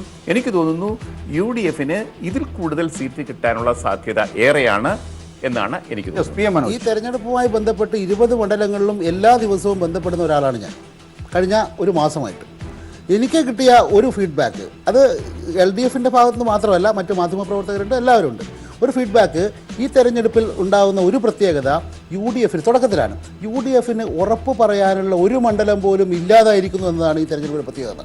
സാധാരണ മലപ്പുറമായിരുന്നു അവർക്ക് വലിയ ഭൂരിപക്ഷത്തിൽ കിട്ടേണ്ടത്. ആ മലപ്പുറത്ത് പോലും ഭയന്ന് SDPI പോലുള്ള കക്ഷികളുമായി സഖ്യ ചർച്ച നടത്താൻ കുഞ്ഞാലിക്കുട്ടി തയ്യാറായത് ചെറിയ കാര്യമല്ല. അതുകൊണ്ട് തന്നെയാണ് വയനാട് ഷാനവാസ് 50,000-ലധികം ഭൂരിപക്ഷത്തിൽ ജയിച്ച മണ്ഡലമാണ്. ആ മണ്ഡലത്തിൽ രാഹുൽ ഗാന്ധിയെ കൊണ്ടുവന്നാൽ മാത്രമേ അവിടെ പോലും രക്ഷയുള്ളൂ എന്ന് അവർക്ക് കരുതേണ്ടി വരുന്നതിൻ്റെ സാഹചര്യവും UDF തകർച്ചയാണ്. UDF തകർന്ന് തരിപ്പണമായി ഇല്ലാതായിരിക്കുകയായിരുന്നല്ലോ.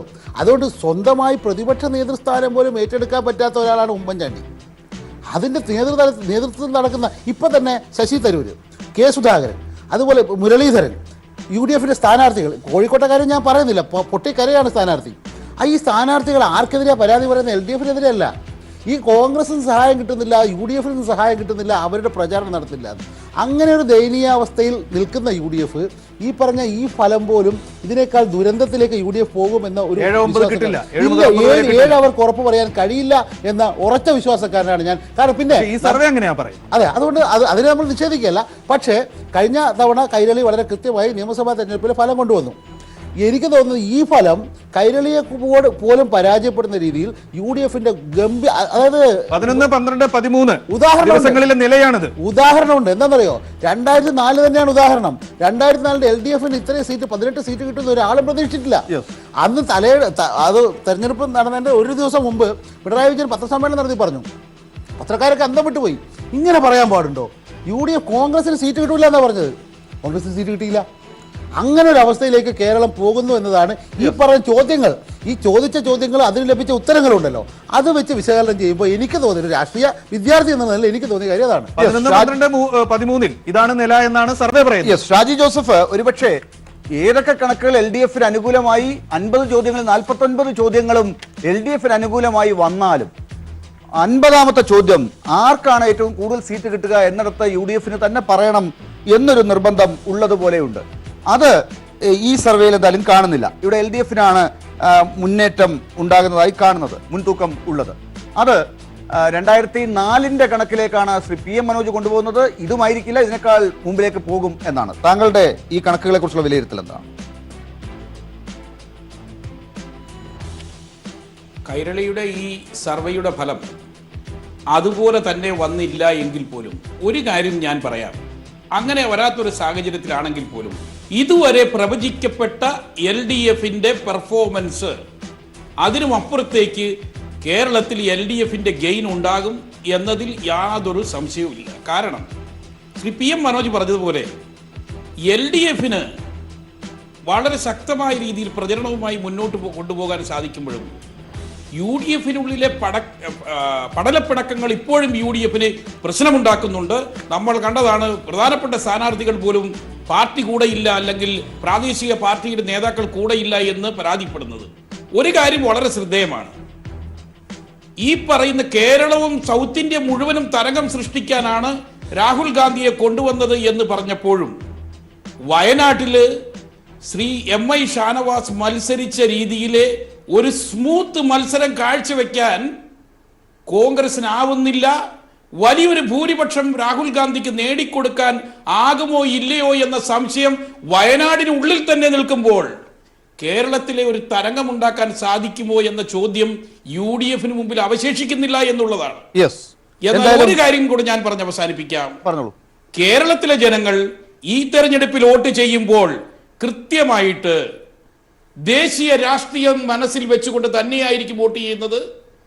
ഇന്ത്യയിൽ നിന്ന് ശ്രീ നരേന്ദ്രമോദി നേതൃത്വം കൊടുക്കുന്ന ഗവൺമെന്റിനെ എങ്ങനെയെങ്കിലും പറിച്ചു മാറ്റണമെന്ന് ആഗ്രഹിക്കുന്ന ഒരു ഭൂരിപക്ഷം ജനതയാണ് കേരളത്തിലുള്ളത്. അതിന് പകരമായി വരാൻ സാധ്യതയുള്ള വലിയ ഒരു പാർട്ടിയായി കോൺഗ്രസ് മാറണമെന്ന് ആഗ്രഹിക്കുന്ന ഒരു വലിയ ജനതയുണ്ട്. എന്നാൽ കോൺഗ്രസിന്റെ നേതൃത്വത്തിന്റെ ഈ അയഞ്ഞ നിലപാടുകൾ വീണ്ടും BJPയെ അധികാരത്തിലേക്ക് കൊണ്ടുവരാനുള്ള സാധ്യതകൾ തെളിയിക്കുമോ എന്ന് ഭയപ്പെടുന്ന ജനതയുമുണ്ട്.